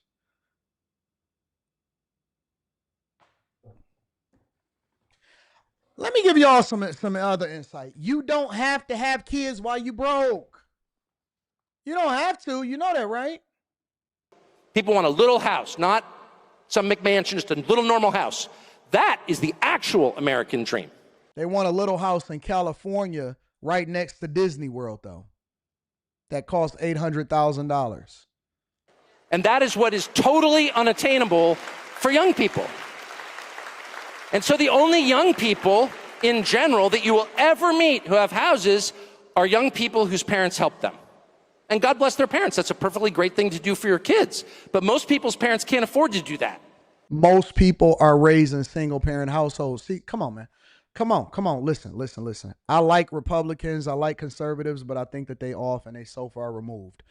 It is much more difficult to do something for your child when you're raising them in a single parent household. How come we don't go back and say, well, yeah, back then most families were together and it was less likely for you to be raised by a single mother, which gave them more economic power, and they didn't have as many bills because they was willing to sacrifice, and they didn't need big cars and big homes in order to justify to their friends that they was living a certain lifestyle, because everybody was in the same space and everybody was just trying to get by. See, we don't want to add that part in there. Of course, it's going to be much more difficult because you decided, and now we've over-sexualized society to where we become so liberal and it's not cool to stay with the person that you're supposed to be with. Listen, I can't tell you how many times that I get comments, emails, DMs, people saying something. Hey, man, this person said something about you. Okay, well, let me say, man, he don't know nothing about this life. He is square. He done been with this chick for 21 years. Wasn't that the goal? You dumb motherfucker. Ain't that the goal? I don't want to go to Thailand and risk whether or not this thing got a penis that's the same size, smaller, or bigger than mine. I don't want to do that. I don't want to. I want to go to another country so I can enjoy the culture. I don't want to risk picking one and then they say, "What up, nigga?" I don't want to do that. Ain't that the goal? Wasn't the goal for us to eventually get to a point to where we can send our kids off to college, make sure that they don't have no student loans, have a barbecue with friends over, and then have a comfortable retirement, and then have something to do when you get older? Ain't that the goal? Our cultural norms are different. We don't have no leaders. I am your leader, nigga. I'm going to take the mantle right now. I'm your leader. I'm your leader. I'm the best you got on these YouTube internet streets, because we don't watch cable TV no more. And let me just say something. Fuck what Tucker Carlson is talking about, bro. I'm the best you got. That's it. Hate it or love it. My life, where I come from, is the closest that you can relate to any of these people that's on TV that actually made it out the hood, did the right thing, kept his family together, raised his daughter, is participatory in her life, and give back to his community while not leaving the place that he came from. I'm all you got, nigga. You don't have no other leaders. All of your other leaders sold drugs in the community. All of your other leaders was asking you to hit the Cash App or hit the PayPal so that they can build a fucking fake school. All of your other leaders, they lied to you. They on the pulpit. They never worked a regular job. They never built a business. They never poured into your community. They never invested in you, and they don't have nothing to teach you. They just tell you to keep paying your tithes and offering. Nigga, I'm all you got. It ain't no other leaders. Ain't no more. There are none. You don't have anybody that's your age or somebody that you can touch, reach out to, kick it with, that can give you some insight on how you need to fix your motherfucking life or fix your marriage, on how you can improve and grow from a corporate perspective. You don't have nobody else. You have nothing. You have nobody. We don't have no MLKs. We don't have no Martin Luther Kings. We don't have none of that. We don't have nothing. Nothing is available to you. Your heroes are dead. All of them are dead. That's it. That's it. You don't tune into me just for the entertainment. You tune into me because I'm telling you the truth. And I'm not going to sit here and keep being humble about it. We fucked up. We fucked up. And I'm not just talking about black people. People out here are fucked up. They're radical because they looking for hope and they can't find it. You can't find it. Some of y'all ain't got no mama. Your daddy is in jail. Your mama is strung out on crack and fentanyl. Your grandmama is a gambler. Everything in your life has failed you and crumbled, and you lash out at me because of your circumstance, but I'm not your enemy. I'm your blueprint. I'm not your enemy. I'm your blueprint. Nigga, I'm all you got. I'm all you got. That's it. All the rest of these niggas is entertainers. They just entertained. That's it.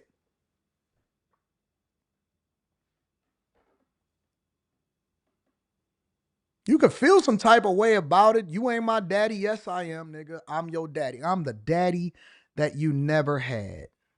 I am the father that you never had. Like it or love it, you can reject it, you can get mad about it. I am the father that you wish you had. If you were my son, I would have raised you. If you was my daughter, you wouldn't be a hoe in these streets. You wouldn't be seeking out a father figure in the nigga that you getting involved with that can't do nothing for you. That's why you going 50-50, bitch. If you was my son, nigga, you wouldn't be gay. You wouldn't be seeking affection by laying on your stomach and letting somebody take your bussy. Get mad at me. If you was my son, you wouldn't have a felony on your record. I could still fix your life, but you wouldn't have a felony on your record. If you was my daughter, you wouldn't have 3 kids by 3 different baby daddies, because that's not what the standard is. You fucked up. And you can't even sit here and say nothing to me because I'm telling the truth. That's the worst part about it. I said it all the time. The biggest knock that they ever had against Kevin Samuels is that they always said that he wasn't it. He wasn't married, or he wasn't this, or he was a bit. That's cool, but what you gonna say? What can you say? You don't like my glasses. You don't like the way that I talk. Whatever. After you get done with your excuses, you busted, you dusty, you broke, you hate your situation, and it's time for you to come out of that dark space. You are in a dark space and you need to come out of it. All jokes aside, it is time for you to come out of that dark space. You have an opportunity of a lifetime. You found me by chance. You found me by happenstance. It's not a mistake. It's not a mistake. You didn't find me by mistake. I'm giving you the blueprint to change your life in every single way and capacity. I'm showing you how to build your business. I'm teaching you how to look at politics differently. I'm showing you how to vet for the people that's supposed to be in your life. I use popular culture as a conversation starter piece so that I can teach you not to be amused or not to be finessed or not to be so easily impressed by people that show shiny things in front of your face, because that is fleeting.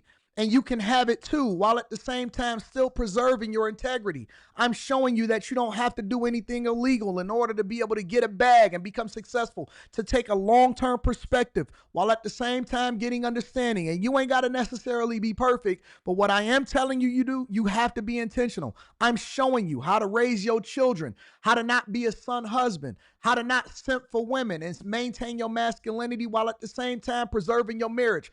I'm teaching you. I'm showing you every day through my life, through my vlogs, through these conversations, through meeting up with you in person. I'm showing you. When you gonna man the fuck up and do something different? Or you gonna still sit here complaining about whether or not you gonna get your reparations or whether or not you like white people? Newsflash, white people don't care nothing about your black ass. Nigga, they don't see you and say, oh man, I'm so involved in what it is that he got going on. Nigga, you dusty by yourself. You're going to be by yourself. You're going to be paying for pussy. Nobody is going to love you. And you're going to be in a nursing home one day. And nobody is going to remember your name. You just going to be a speck of dust.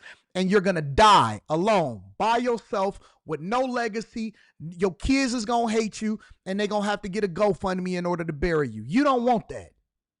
You don't want that life. You don't want it. It's so much better on the other side. It's so much better on the other side. Trust me, baby girl. You don't want to get passed from nigga to nigga just because they look at you as an object. Don't you want some sort of value in your life? Don't you want somebody to look at you and say, you know what? She is such a good woman. Don't you know why you continue to wear the stuff that you wear? Because you seeking attention and you just want to be a conversation starter. So you wear skimpy clothes just so somebody can try to take you, and you really want them to take you, but you keep trying to act like, oh, I don't want nobody to take me because rape is bad. You put yourself in them positions because you seeking attention, and you find pleasure and pain because you ain't never experienced nothing else different in your life, because your uncle was touching you when your daddy wasn't there and your mom never protected you. And so now you started to seek men and the guys that was older because all you ever knew was seeking a father figure, and these niggas fucked you over. That's why you are the way you are. You're chasing something that is not available to you, and you keep on rejecting the truth. But I'm trying to tell you and save your motherfucking life. I'm trying to save your life, and you not listening to me.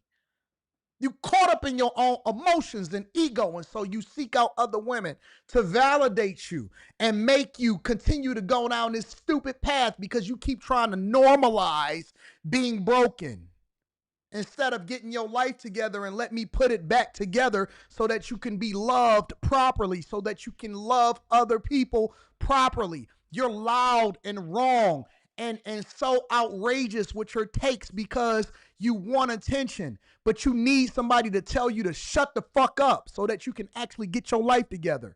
You're not stupid, you just misguided.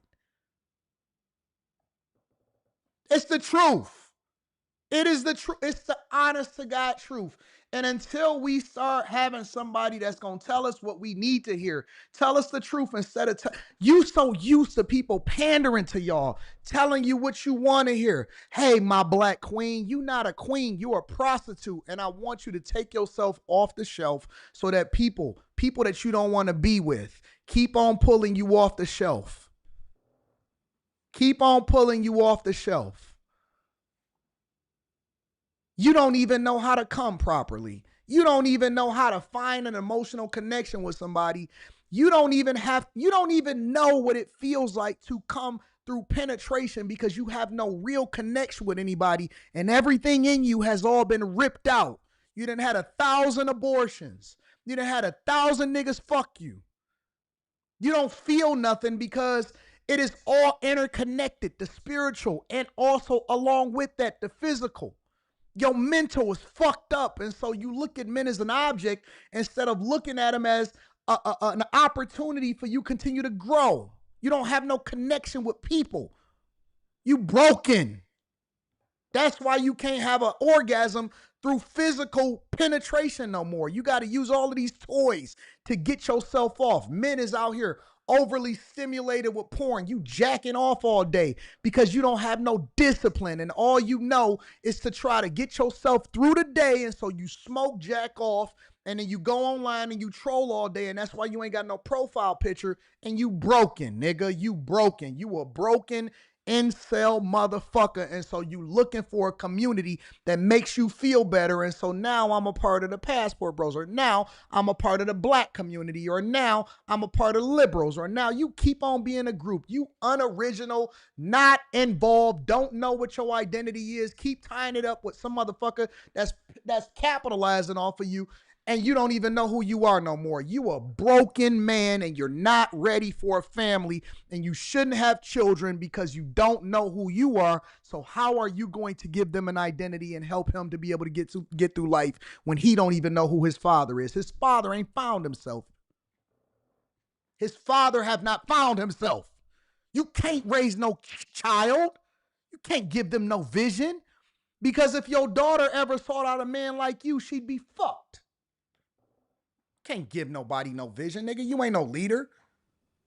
You ain't no leader. You don't know what it takes to lead. You don't know what it takes to sacrifice. You ain't never made a sacrifice. You don't know what it means to actually put other people before you. You don't know what it means. The only thing you ever was willing to die for was a color that somebody else gave you in your neighborhood. You don't have no purpose. You don't have no life. You don't know what it means to actually be a part of a community. You don't even know what love is. That's why you reject it. Anytime somebody show you love, you run from it. Anytime somebody ever touch, you got trauma. I could help you with that. I could fix you. I could fix that. I got it. I got the blueprint. It's right here. It's downloaded in me. He gonna give you preachers and pastors after his own heart, not you. You keep going to the therapist saying, oh man, I'm gonna choose my own therapist. A sick person don't know that they sick most of the time. And so you can't be insane choosing a person that drives you out of whatever it is that you in. You don't even know what's best for you. You don't know shit. You dummy. You a dummy. You don't know nothing. It ain't after your own choosing. It's after what he ordained is best for you. It ain't up to you. So either you take this work how I'm giving it or you step the fuck off. I'm going to do it just like the movies. Either you take it the way I'm giving it or you step the fuck off.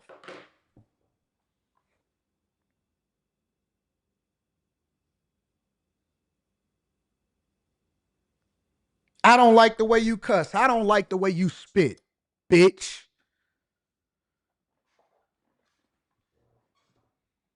Funky hoe sitting there telling me not to cuss while she just got done sucking dick.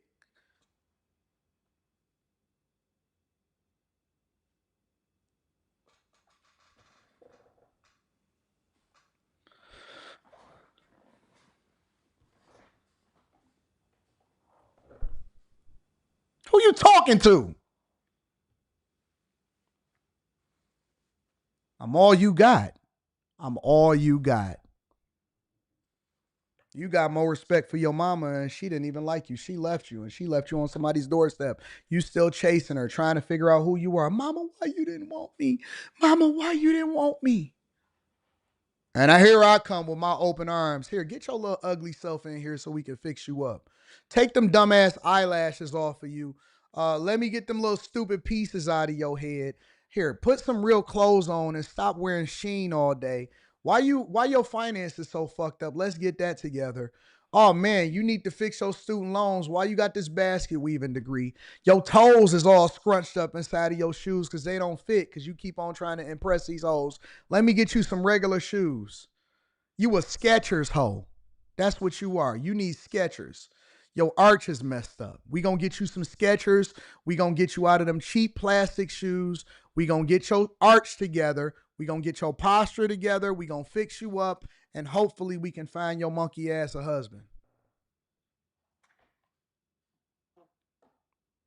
I'm a Balenciaga girl. I'm a Chanel. Yeah, girl, because you get what you deserve. You get you some Skechers. I want to be front row. Bitch, you ain't never even got inside of the stadium.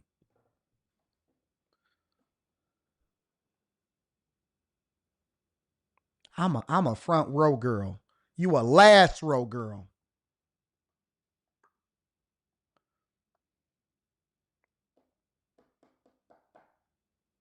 I'm just saying, it says 80. Do you have to find that clip with you and the Israelites? Niggas is dusty preaching on the corner. Do the right thing, says Napoleon Harris, who replaced Henyard as Thornton Township supervisor, fleecing the township for $200,000 and is still a state senator, if I'm not mistaken. I heard about that. I'm doing some research. I'm tapping into some stuff. Elliot Finesse says Anton is or should be the biggest influencer since Jesus. I'm not for everybody. I'm for the people that I'm for. I'm not for everybody. I'm for the people that I'm for. Shout out to 50% Simp with the super sticker in the building. I appreciate you, bro. Obi-Wan, the homie, says Tucker and Candace Owens sell controversy and conspiracy theories. I used to rock with them. 392Q says, my dad and my drill sergeant told me what you saying, AD. You speaking facts. This is what need to be told in the churches. They will never tell that in the churches because they got to tell people what they want to hear in order to tickle their ears. Quarter Boy says, appreciate the medicine inside of the candy, and I'm happy to say I'm an annual bag chaser. Shout out to the bag chaser. Link is in the description as well as pinned to the top of the chat. High Tolerance in the building with the 50 ball says, much love, AD, in the Miami Clouds game is on full display. Shout out to High Tolerance. You've been rocking with me for a long time. Bama Gulf Coast says, preach, we went back to Wednesday night. That's true. AD, you cooking today? Maybe because it is Wednesday. Shout out to C. Morris. I appreciate you. Everybody, let's remember to be cheerful givers today. The Lord certainly gave Minister Anton Daniels a word today. Shout out to my guy. I appreciate you, Chadman. All right. Anyways, what up to Andrew? I appreciate y'all. Thank y'all to everybody for tuning in. Hopefully y'all found this to be entertaining because I gave y'all another 3 ball, another 3 hours of greatness. I love y'all. I appreciate y'all. Get some rest. Tap into the Patreon. Watch the video. I'm going to see y'all later.